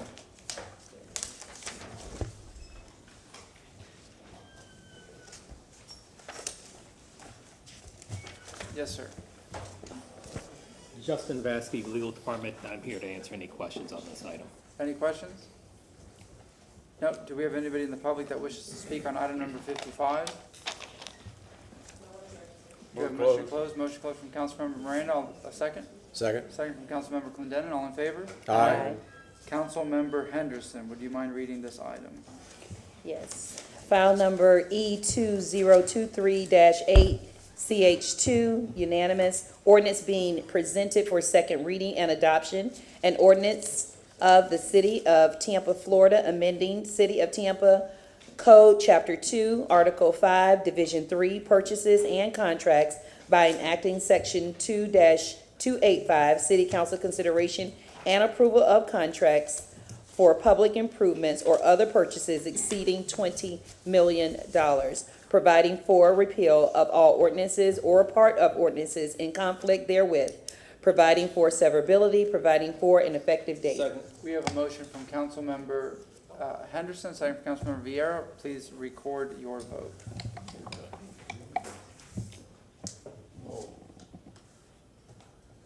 Did it work? Motion carried unanimously with Hurtak being absent. Okay, can I get a motion to open the 10:30 public hearing? Do we move the resolution with that one? Oh, I'm sorry, let me see. Oh, the second reading, yeah. No, we already did, we're good. Okay. Can I get a motion to open the 10:30 So public hearing? moved. Motion from Councilmember Miranda, second from Councilmember Vieira, all in favor? Aye. Now, if anybody, all public hearings are open. If anybody is gonna speak on items 56 through 60, would you please stand and raise your right hand and we'll swear you in? Please raise your right hand. Do you swear or affirm that the testimony that you're about to provide is the truth and nothing but the truth? Thank you. All right, we will go to item number 56. This is a second reading. It's a Scrivener's error. Mr. Sammons? Sammons Development Coordination, presenting file number VAC 23-14. This is ordinance being presented for second reading and adoption. This is to correct a Scrivener's error and previously approved vacating. I'm available if you have any questions. Do we have any questions for the gentleman? Nope. Do we have anybody in the public that wishes to speak on item number 56? I see no one. Can I get a motion to close? So move. Motion from Councilmember Miranda, second from Councilmember Henderson. All in favor? Aye. Councilmember Clendenin, would you mind reading item number 56? I move file number VAC 2314, an ordinance of the City of Tampa, Florida, correcting the Scrivener's error by amending ordinance 2022165, which vacated, closed, and discontinued and abandoned that portion of North 34th Street instead of the intended portion of North 37th Street, located south of 3rd Avenue, north of Adamo Drive, east of 35th Street, and west of 39th Street, within the plat of the second revision of East Bay Park subdivision in the City of Tampa, Hillsborough County, Florida, amending the title and section 2 of said ordinance, repealing conflicts provided for severability, providing an effective date. We have a motion from Councilmember Clendenin, second from Councilmember Vieira. Record your vote. Motion carried unanimously with Hurtak being absent. Great. All right, next up is item number 57, second. Let's continue. Oh, I'm sorry. It's long. Item number 58. Good morning, Chairman and Council. LaShawn Dock, Development Coordination. Council, item number 58 is before you for second reading. This is REZ 2326. It's for the property located at 1236 Channelside Drive. The request is to rezone the property from CD2 to CD2 to allow for storefront residential and commercial uses and hotel on site. The site plans have been certified and provided to the clerk. Modifications were required to be made between first and second reading, and staff is available if you have any questions. Do we have any questions for staff? All right, do we have an applicant for item number 58? Yes, ma'am. And we already continued the other item right before you came in.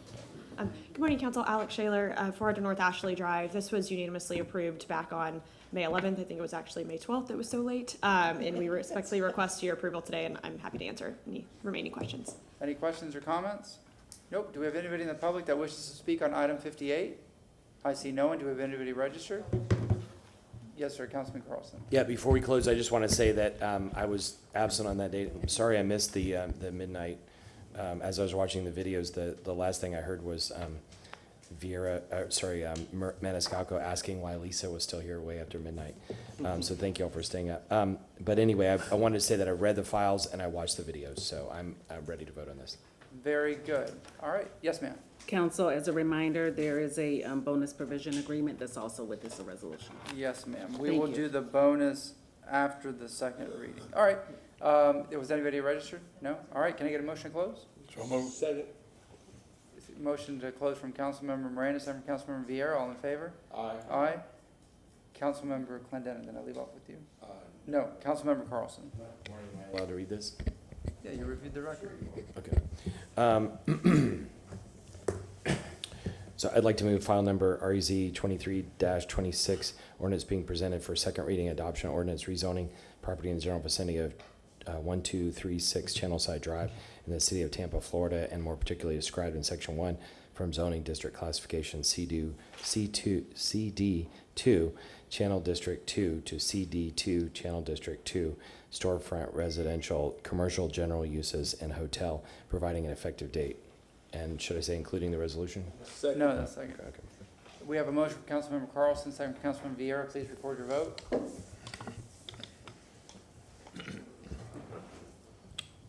Motion carried unanimously with Hurtak being absent. Move the resolution. We have motions from Councilmember Carlson to move the resolution, second from Councilmember Vieira. All in favor? Aye. Any opposed? Yes, ma'am. Yes, Council, thank you. LaShawn Dock, Development Coordination.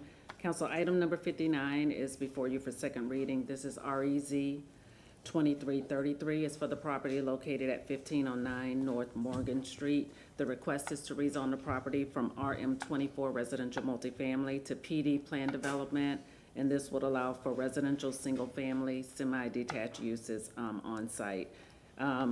Modifications were required to be made to the site plan between first and second reading. Those changes have been made. The site plan has been certified and provided to the clerk. And I'm available if you have any questions. Do we have any questions? Okay, thank All you. right. Do we have anybody in the, do we have an applicant for 59? Yes, sir? Good morning, Joe Gibbons, Gulf Bay Builder, 708 West Ohio Avenue. I'm the applicant and was here for the marathon session until the wee hours of May 12th, and I'm available for questions and answers. Do you have any questions for the gentleman? Thank you for sticking with us. It was a marathon. I survived too, trust me. All right, may I have a motion to close? So moved. Can I just say? Yes, sir. Just for the record, also, I want to say I reviewed this file and watched the video. Thank you. All right, we have a, no, that was it.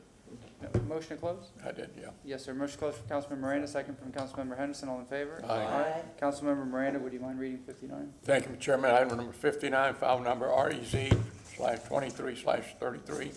Ordinance being presented for second reading and adoption. An ordinance rezoning property in general vicinity of 1509 North Morgan Street in the city of Tampa, Florida, and more particularly described in section 1 from zoning district classification RM24, residential multifamily, to PD, planned development, residential single-family, semi-detached, providing for an effective date. Second. We have a motion from Councilmember Miranda, second from Councilmember Vieira. Record your vote. Motion carried unanimously with Hurtak being absent. All right, I can't believe it. It's a 10:30 public hearing and it's close to 10:30. What gives, man? Wow. You're not running on time, Mr. Chairman, there's something wrong. No, I know, but after the fact, and then that's it. So we have a 10:30 public hearing here for a vacating of an alley. We're gonna have Mr. Sammons present first, and then we'll go from there. Yes, sir. Yeah, Ross Amos, Development Coordination. I'd like to ask the clerk to share my screen, please.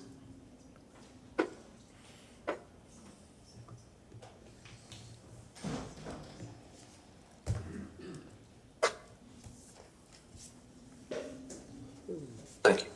Ross Amos, Development Coordination, presenting VAC 23-12. The applicant's name is Darren Green. Representative's name is Matt Sink. The property address is 105 East Woodlawn Avenue.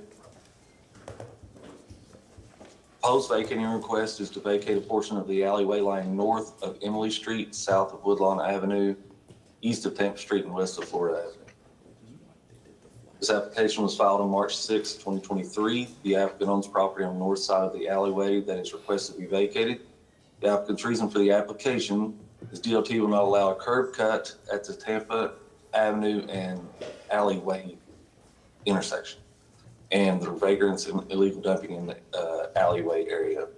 This alley was created in subdivision plat. Existing alley is currently 3,500 square feet. And the properties, the applicant's property in red, proposed vacating of the alley in yellow.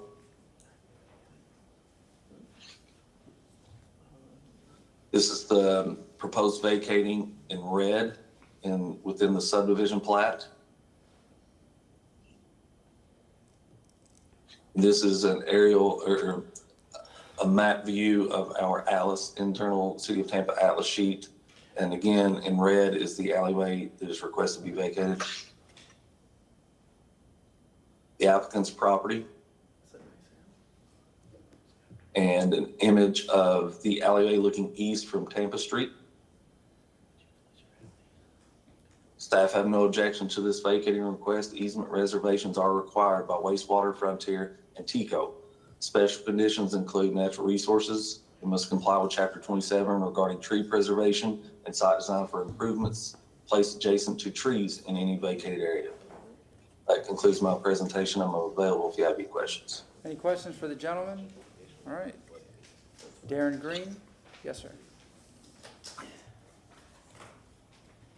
Hi, good afternoon, or good morning. My name is Matt Sink Green. In full transparency, Darren Green is my husband, and I'm also the authorized agent and the resident of this property. So the big thing on this is that usually DOT is a little bit frustrating when it comes to some of their things, but I think the reason they did that is for safety reasons. They won't allow us to do a curb cut. So when we did the addition onto the property, I tried to do a rear loading garage, and they had a full objection saying that they would not allow the curb cut to be added onto Tampa Street. So if you look at the photos, they actually have, oops, this way, there you go. They actually created a curb there, and they will not remove it. So when we did the addition onto the house, they wouldn't allow us to do a rear load garage. And they cited safety reasons because of the speed that people come down and the lack of, you can't see, so you're gonna get nailed if you try to pull out of that alleyway. So we tried to preserve as much as we could, which is the north-south will stay open, but the east-west will close up so that we can prevent people from dumping mattresses and everything else over there. We also had some problems with people leaving needles and drug paraphernalia in the back alley, so for safety reasons, we're just trying to get that closed up. That's all I got. Any questions for the gentleman? No? Very, very busy street. Yeah. So, Scary. thank you. Do we have anybody in the? Can you leave the map up just Oh, a yes, little ma'am. bit so I can see it again, please? Let me just switch over. Hopefully. Thanks. Okay, thank you. Thank you very much. Do we have anybody in the public that wishes to speak on this item? Do we have a motion to close if there are no further questions? So moved. Second. Motion from Councilmember Vieira, second from Councilmember Miranda. All in favor? Aye. Councilmember Vieira, would you like to read this item? 60? Yes, sir. I move an ordinance being presented for first reading consideration. An ordinance of the City of Tampa, Florida, vacating, closing, discontinuing, and abandoning that east-west portion of alleyway located north of Emily Street, south of Woodlawn Avenue, east of Tampa Street, and west of Florida Avenue within the plat of Piney Woods addition to Tampa subdivision of the City of Tampa, Hillsborough County, Florida, is more particularly described in Section 2 hereof, subject to certain covenants, conditions, and restrictions is more particularly set forth herein, providing for enforcement and penalties for violations, providing for definitions, interpretations, and repealing conflicts, providing for severability, providing an effective date. We have a motion from Councilmember Vieira, a second from Councilmember Miranda. Councilmember Clendenin, you have something? Hi there. Typically, I would be opposed to vacating the alleys, and I think you probably approach this with the same type of ideas that I would have. It's unfortunate that you're in that circumstance, and I wanted to make a point that, again, you know, other applicants that come before the council, I'm not going to be necessarily agreeable to these types of vacating, but you know, obviously you went above and beyond in attempting to salvage a useful alley, and I appreciate that. It is a very different situation now because of Tampa Street and not being able to get that curb cut, so the utility of the alley is taken away. So I'll be voting in favor of it, but I just wanted to make a point that for future reference that I'm not in favor of vacating alleys like this. Thank you.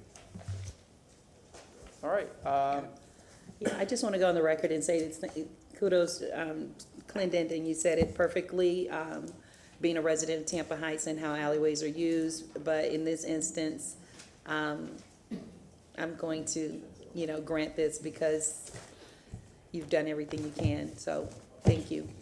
Councilmember Carlson. Yeah, I'll just say the same thing. I vote against most alley vacations, but I'll vote for this one. Thank you. All right, very good. We have a motion and a second. Roll call vote. Hurtak, Clendenin, Yes. Henderson, Yes. Vieira, Yes. Miranda. Yes. Carlson, and Maniscalco. Yes. Motion carried unanimously with Hurtak being absent. Second reading and adoption will be held on July 13, 2023 at 9:30 a.m. Thank you very much, sir. Have a good day. I can't believe it. We're at the end of the agenda, so we have administration update from Abby Feely. Good morning, Council. Abby Feely, Deputy Administrator of Development and Growth Management. I'm coming before you today to give you an update on some of our operations over at the Construction Services Center and some changes we're going to be making as of July 1st.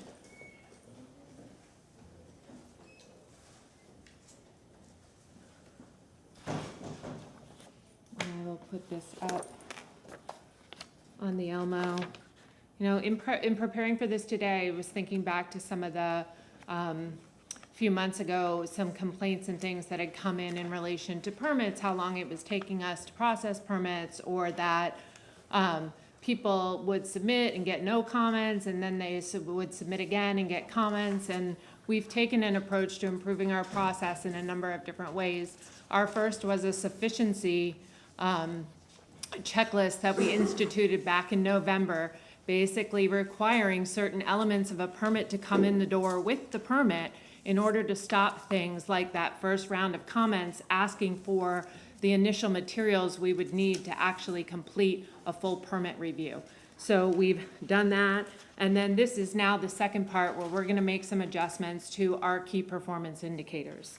The other sheet I have for you this morning before I go into that are the QR codes. I shared this with you last week in relation to Acela, and I'm going to put it on the Elmo for just a moment in case anybody watching at home wants to go ahead. Oh, let's zoom out. They can scan these from their TV as well. The first one is our construction services metrics, and that is where we keep real data about our permits, how we process them, how long it's taking, how many we're doing, and all that information is available to the public. And we want to continue, like we're here today, to share that transparency and accountability with you. The second is our active permit map.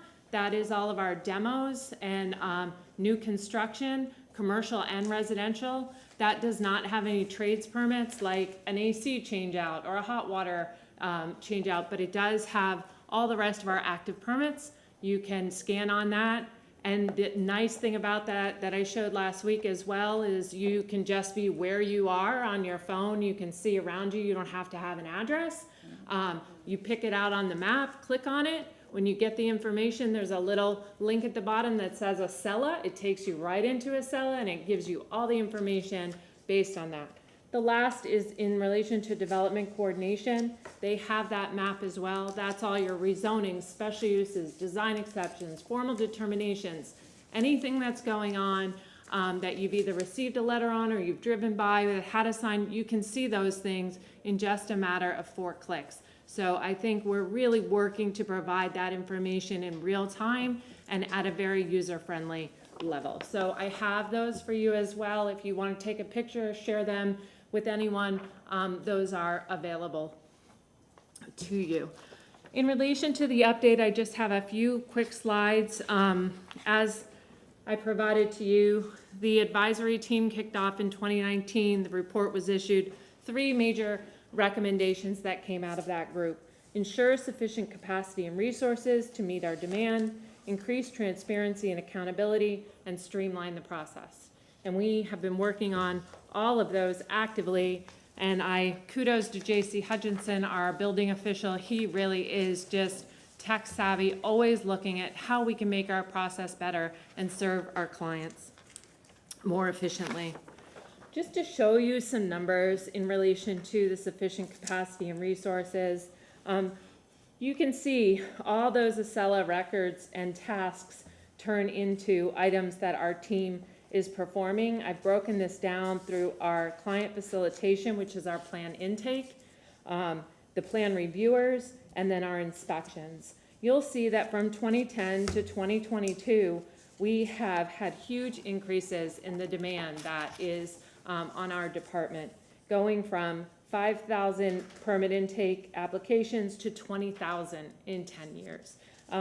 So just wanted to share that with you and now go over some of the changes that we're gonna make.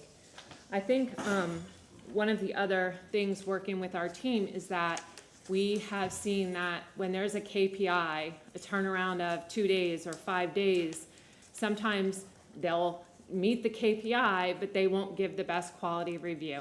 And our goal is to do both. So we want to ensure that we're gonna make some adjustments to that. We are committed to maintaining the 90% benchmark that we operate within 90% of the time at those KPIs. If you go to that metrics, you can see that we're doing that. And then we're gonna put these new KPIs or these adjustments into effect on July 1.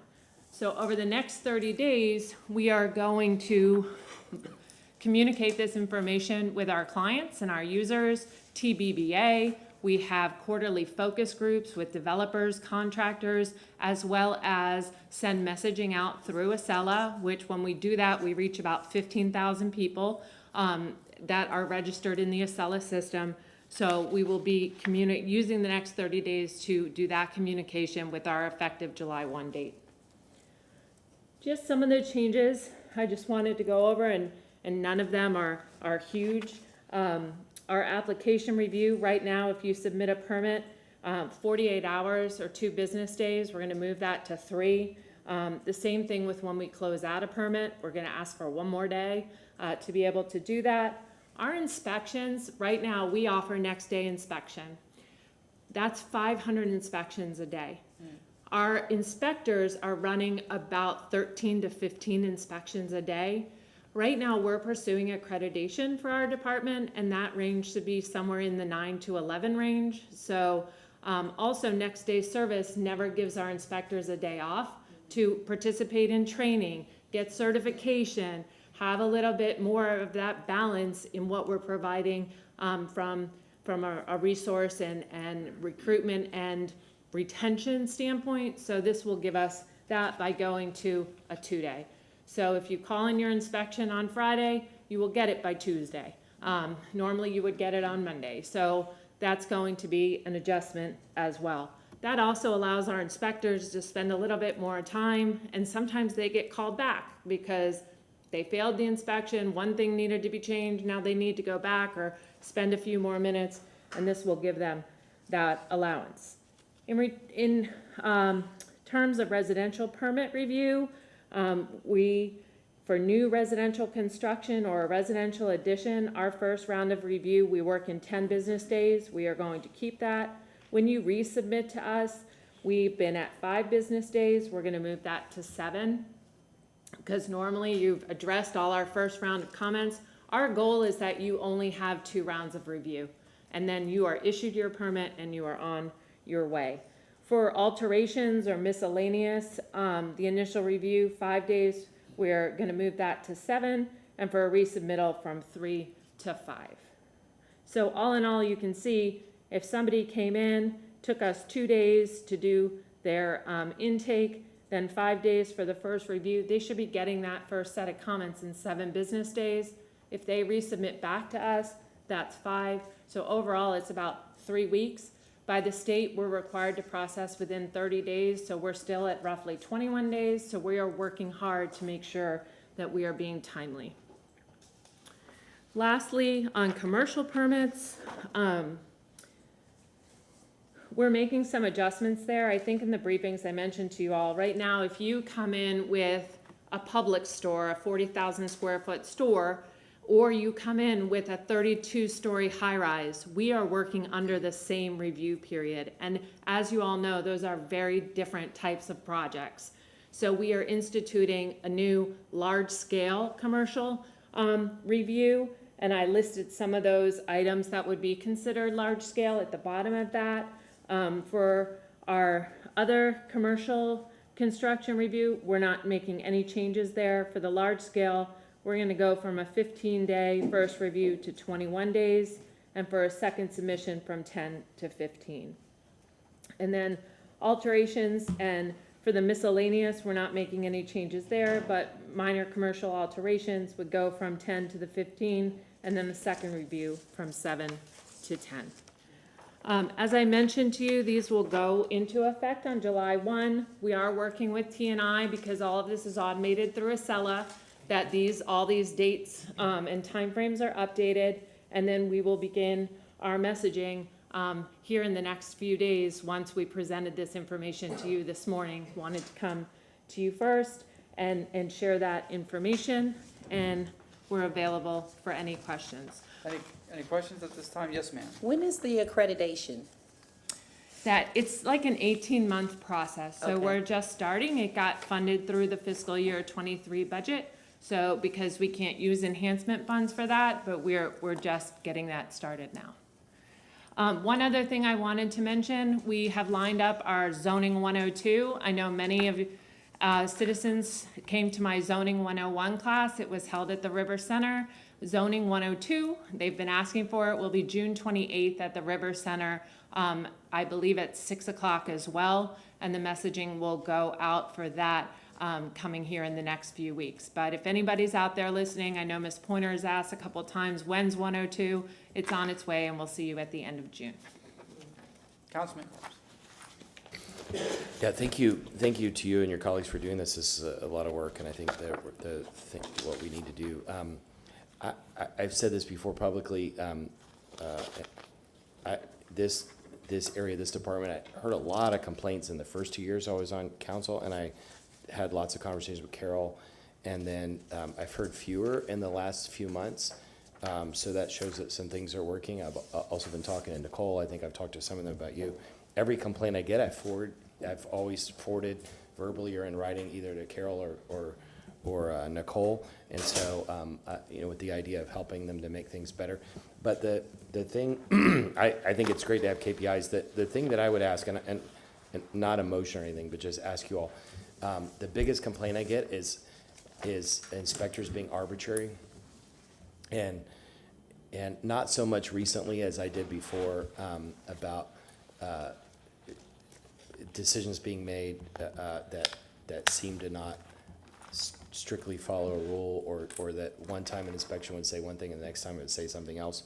And so maybe what I would suggest is something like if somebody has failed for inspection twice, that you and probably Nicole also, at least for the next year, get alerted so you can check into that. Recently, I had a conversation with a builder who actually complimented the staff and said the staff are working really well now. So obviously it changes y'all are making are right, but to the extent that there's anybody still making arbitrary decisions, if you all could try to flag that and get ahead of it, that would be great. The second thing, and this is not directly related, but also I heard from builders that there's a requirement for them to put in trees, and it's a little bit different, but there's a requirement to put in trees, and then they find that after they hand over the keys to the new owner of the house, that they go in and rip out the trees. Have you heard of this happening? I have not. Anyway, I won't make a motion about it later, Okay. but just something for everybody to be aware of. Apparently, I'm told that this is happening a lot, and I heard this from builders who say, I'm spending the money to put the tree in, but because it's not a grand oak, they can rip it out, and they don't like them, and so maybe there's a better way that we can work with the city so we don't waste the money. So maybe if you could just keep your ear out for it and your staff, and if you all hear that that is an issue, we can make a motion about it or some kind of suggestion, but I just wanted to give you that feedback. Thank you very much. I appreciate it. Anybody else? Thank you very much. Thank you. Have a great day. Mr. Shelby? That's the whole agenda. Yes, sir. So we're gonna go to this is very rare. We'll go to new business. Councilman Miranda? No? Councilmember Henderson? I would like to make a motion Yes, ma'am, go ahead. to present accommodation to Delta Sigma Theta Sorority Incorporated in recognition for their effort and tireless dedication to the strength of local communities through sisterhood scholarship and service and social action. Accommodation to be presented offsite. Second. We have a motion from Councilmember Henderson, second from Councilmember Miranda. All in favor? Aye. Aye. Aye. Anything else? Yes, sir. I'd just like to recognize that this morning at 8 o'clock, I was joined by the mayor of Tampa and fellow council members to raise the pride flag over City Hall. I just want to emphasize today's the beginning of Pride Month and highlight what an inclusive city we live in and what an incredible city that values diversity. And I would appreciate my fellow council members for continuing in that direction, and members of the community to join us in celebrating an incredible month of welcoming people from all walks of life and enjoying that quilt that we've created in the city of Tampa. Thank you. Very good. Councilman Carlson. Yeah, I just want to echo that. Thank you to Councilmember Clendon and Mayor for leading on that this morning. And this is a scary time for people in the LGBT community. And as the mayor said this morning, Tampa's a place where everybody's welcome. Those of us who were on the Charter Review Commission, and then several were on the City Council, approved it years ago. We approved special or additional protections that the voters approved in the charter to protect people in the community. And at the time we did it, we thought, what happens if the state or federal government go backwards? And none of us thought it actually would happen, but it has. And to the extent that we have any autonomy as a city, I know that we're all committed to protect everybody in our city and make this a place that everybody feels welcome.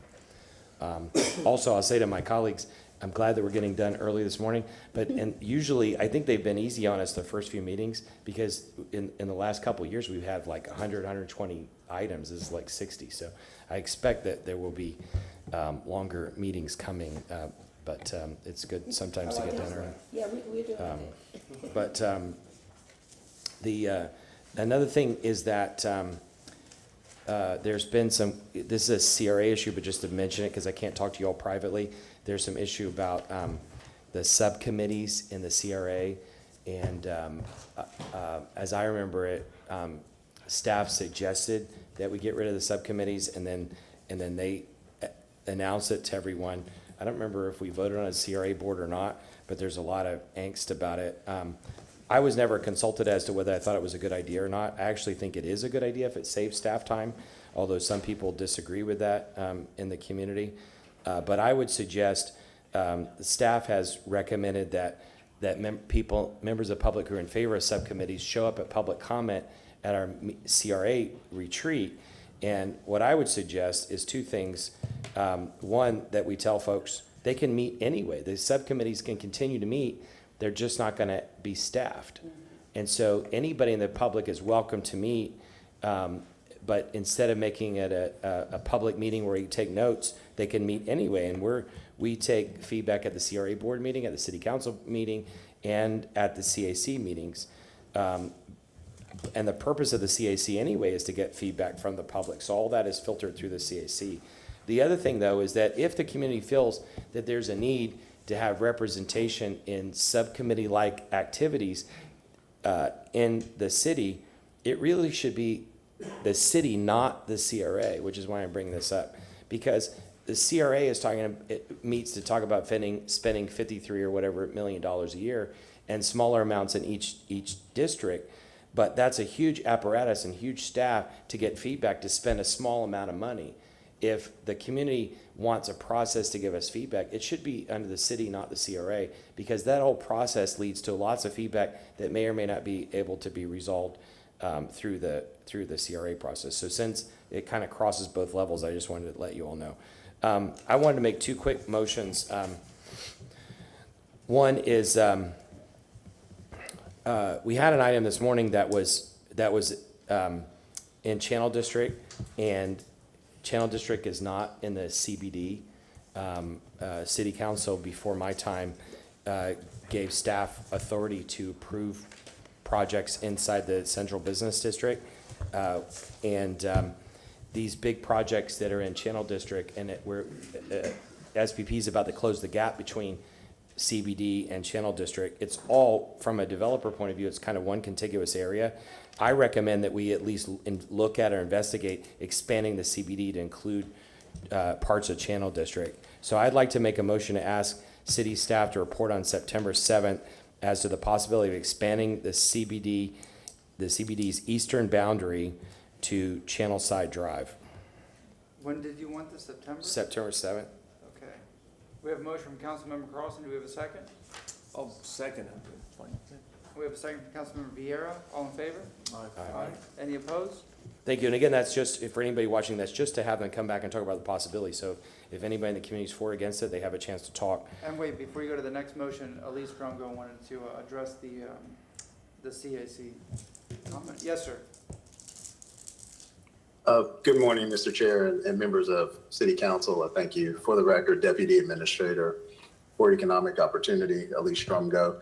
I just wanted to add a point of clarity to what the councilman just stated, and I apologize, I'm not there present. I came back to the office to do some work, but the intent was not to completely eliminate the CACs, those advisory, the subcommittees for the CACs. It's actually to encourage them to do the business during the actual CAC meetings so that we can do that for a level of efficiency because of the number of meetings that we do hold. And then also, as a board, the council did hear all of the recommendations that staff provided during the April meeting, which included the elimination of some of those subcommittee meetings. I just wanted to make sure that, it's just to kind of clarify a little bit. We're not trying to completely eliminate the subcommittees. It's just to, as a point of efficiency, to get the subcommittees to meet when the CACs actually convene and to do some of that business and to create a schedule that allows for those meetings to take place so that we don't have multiple standalone meetings on several dates that eat in the staff time and effectiveness. And then also keeping in mind that the CAC members and those subcommittee members are volunteers and they have to convene to have all those meetings as well, and it eats into their personal time and their professional time. And so during the upcoming retreat, we did add an opportunity for folks to come and speak initially during the meeting, but the intent is not to do so to encourage or to get folks to come out and speak in favor of the subcommittee. So I just wanted to make sure we have some clarity on that. And I thank you, Councilman, for putting the information out there to start the conversation. Yeah, and just to say again, I'm in favor of the efficiencies. And if we find that we need an apparatus with lots of subcommittees, it should be to get feedback on the $2 billion city budget, not the $53 million CRA budget. So it's part of a larger conversation. I would just not like the the CRA retreat to be hijacked by a discussion about subcommittees.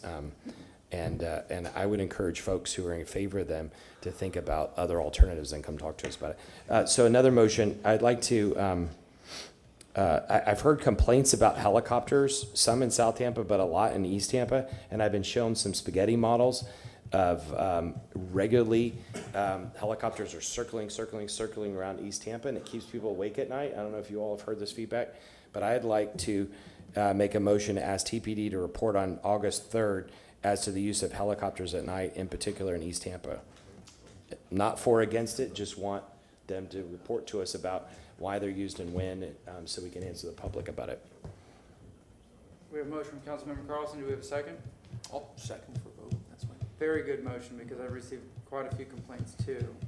Helicopters on a daily basis, and people are being kept up at night and whatnot. So we have a motion from Councilmember Carlson, second from Councilmember Vieira. This is for August 3rd under staff reports. All in favor? Aye. Any opposed? Anything else? Yeah, the last thing I'll just say informational. The governor, it was either today or yesterday, signed the bill that eliminates Enterprise Florida.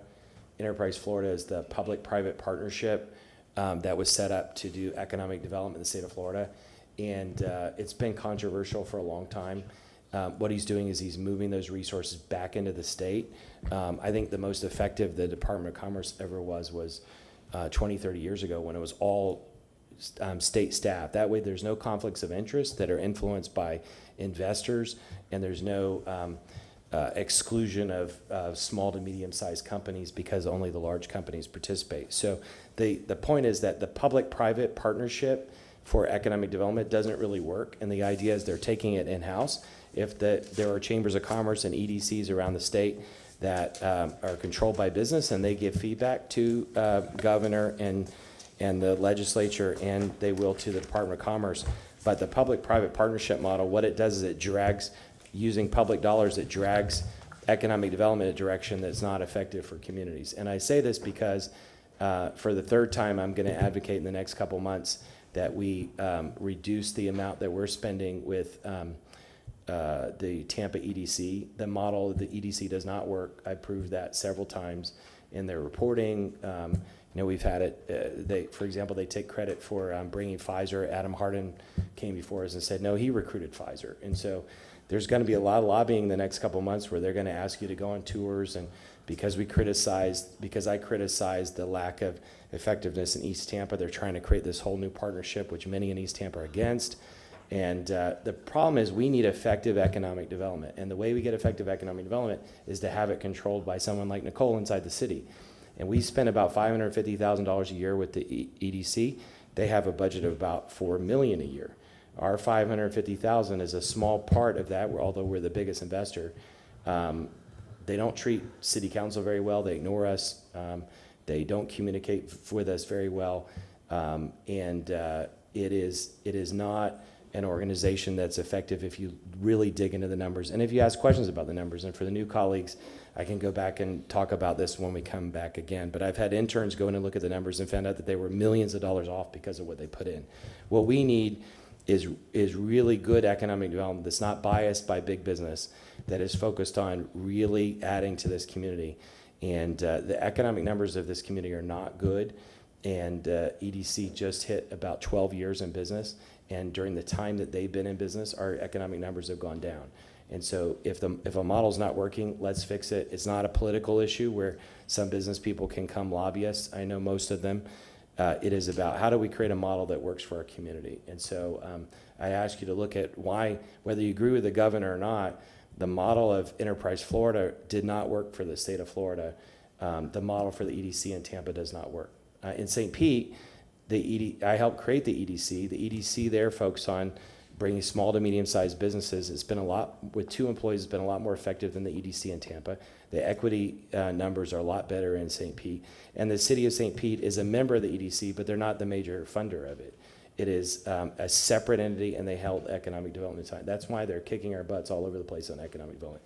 If we took that $500,000 and stayed as members of the EDC, but gave $500,000 to Nicole to hire 4 or 5 people, this city would do better exponentially because she knows what she's doing. Thank you. Thank you very much. Councilman Vieira, you stepped up. Yes, sir, and thank you for that, if I may, Mr. Chairman. And I want to echo some of the comments that folks have made too about our friends here I see in the LGBTQ caucus. Thank you all for coming and for all the work that you do. And I'm speaking to you all, I think, on June 14th, I believe it is. So I look forward to that. So thank you for you guys. I always appreciate you. Just very briefly, if I may, a couple of things. We have the Public Safety Master Plan coming up again before Tampa City Council. I wanted a motion for a request like before. I believe this time it's TFR, that the union, number one, come as part of that presentation, but number two, that at least 7 days before, or let's say 5 days before that Thursday, that 754 get the documents that are going to be used by TFR before City Council. Do we have the date on that? Do you recall the date, just so we have? And I should have that, I'm sorry. I think it's June, the middle of June. It's coming? Very vague. June 15th. 22nd, okay, thank so you. it's on for the workshop. Okay, yes. Wait a second, let's check with the clerk. You have June 15th. Okay. So if we may, by that Monday, that they get those documents, please. Okay. And that's my motion. Motion from Councilman Vieira, second from Councilman Miranda. All in favor? Aye. Anything else? Yes, a couple of things, if I may. I've been talking about the Ybor City History Museum and our CRA, and I started looking into what our city gives our good friends at the Ybor City History Museum. They really do wonderful, wonderful, wonderful work. And it appears that their funding was seriously reduced about 10, 11 years ago down to the present. I believe it is $50,000. So I want to do a request from City Council with a response back from the Mayor's office to increase that to $150,000 in this year's budget, and for them to come back, for the administration to come back on June 15th to see as to what their position is. We have a motion from Councilmember Vieira, second from Councilmember Carlson. All in favor? Aye. Any opposed? Anything else? And then, yes, second to last, on July 27th, a lot of us have gone out to Camp Hopataki, the wonderful camp that Local 754 does, Tampa firefighters. I wanted to give a commendation to their leadership for doing that great work, as well as to have them over, as well as this burn dog. It's a burn victim's companion dog by the name of Denali, who actually met at the Tampa Firefighters Run a couple of weeks ago, just to come and talk about the work that they do and to give them a commendation, if I may. So that's for Local 754 and the burn victims companion dog Denali, Denali, on July 27th of 2023. Motion from Councilmember Vieira, second from Councilmember Miranda. All in favor? Aye. Any opposed? And then lastly, if I may, I'd spoken about this briefly, but about us having a formal City of Tampa historian on board, and I'd mentioned the administration talking to our good friend, Mr. Fred Hearns, who's just such a wonderful guy. I know we've all interacted with Fred Hearns on many, many different levels, and I think that's something that would really benefit us. We saw recently the efforts that were done in Memorial Cemetery, and to have somebody who's readily accessible as a retained individual within our City of Tampa, and I can't think of a better person than Fred Hearns. So I want to motion for that to come back on their position on that on July 13th of this year. Second. Motion from Councilmember Vieira, second from Councilmember Miranda. All in favor? Aye. Aye. Yes, if that's okay. That's not, I don't think there's going to take any time. And that's it. Thank you, sir. And I have a motion. To receive and follow. No. Oh, you have one? I want to talk too. Chairman Maniscalco. I'd like to make a motion that we present a commendation to Sandy Sanchez for all her efforts at Armory Gardens, specifically the Vila Brothers Park, which we rededicated on Monday. Oh, yes. Yes, and everything else that she does, from involvement in THAN, involvement in all over the place, so. We have a motion, is there a second? And I don't have a date specific yet, but I'll follow up with that. Second. We have a motion from Councilman Maniscalco, second from Councilwoman Henderson. All those in favor say aye. Aye. Opposed? And also Motion echo passes. the words of our vice chair here about the raising of the flag this morning, the pride flag, and the beginning of celebrating now in June, and everything that you said, and even the mayor said this morning regarding, Tampa's open and welcoming to everybody. And at the same time, we have to protect the people that are most vulnerable in this community all across the spectrum. And that's it. So you have an ally here and you have allies up here. We're always in your corner. Second that. Sorry that I missed it. Mr. Sheldon. Thank you, Mr. Chairman. Two things. Number one, just a reminder, council, pursuant to your rules, there's a maximum of 3 commendations per meeting. So when you try to schedule your commendations, please refer to the calendar so you see how many commendations or presentations have already been scheduled. Also, council, I'm asking for council to ratify, by way of a resolution, a previous appointment made to the Affordable Housing Advisory Committee of Sean Wilson. That had not been done. We have a motion from Councilmember Vieira, second from? No? An appointment to the Affordable Housing Advisory? Wasn't it already? I withdraw the motion if that's. It was already approved. Yeah. All right, so we'll just forget about it for now and postpone it until a future time? Can we do it next week? A question, well, we could do it next week. Yeah, I just want to, I want to consult with Marty before I recuse myself, and since we have a staff counting, I'm going to recuse myself. I'd rather not do that without. Do you have if I don't have to. No, let me just. Can I talk to you about privately? Yeah. We can wait an extra Yeah, let's period just of do it time at then. the evening session next Thursday. Yeah. If All you all right. don't mind. Motion to receive and file? Motion to receive and file all documents. Motion from Councilmember Henderson, second from Councilmember Miranda. All in favor? Aye. We are adjourned. That's my favorite thing to say. Huh?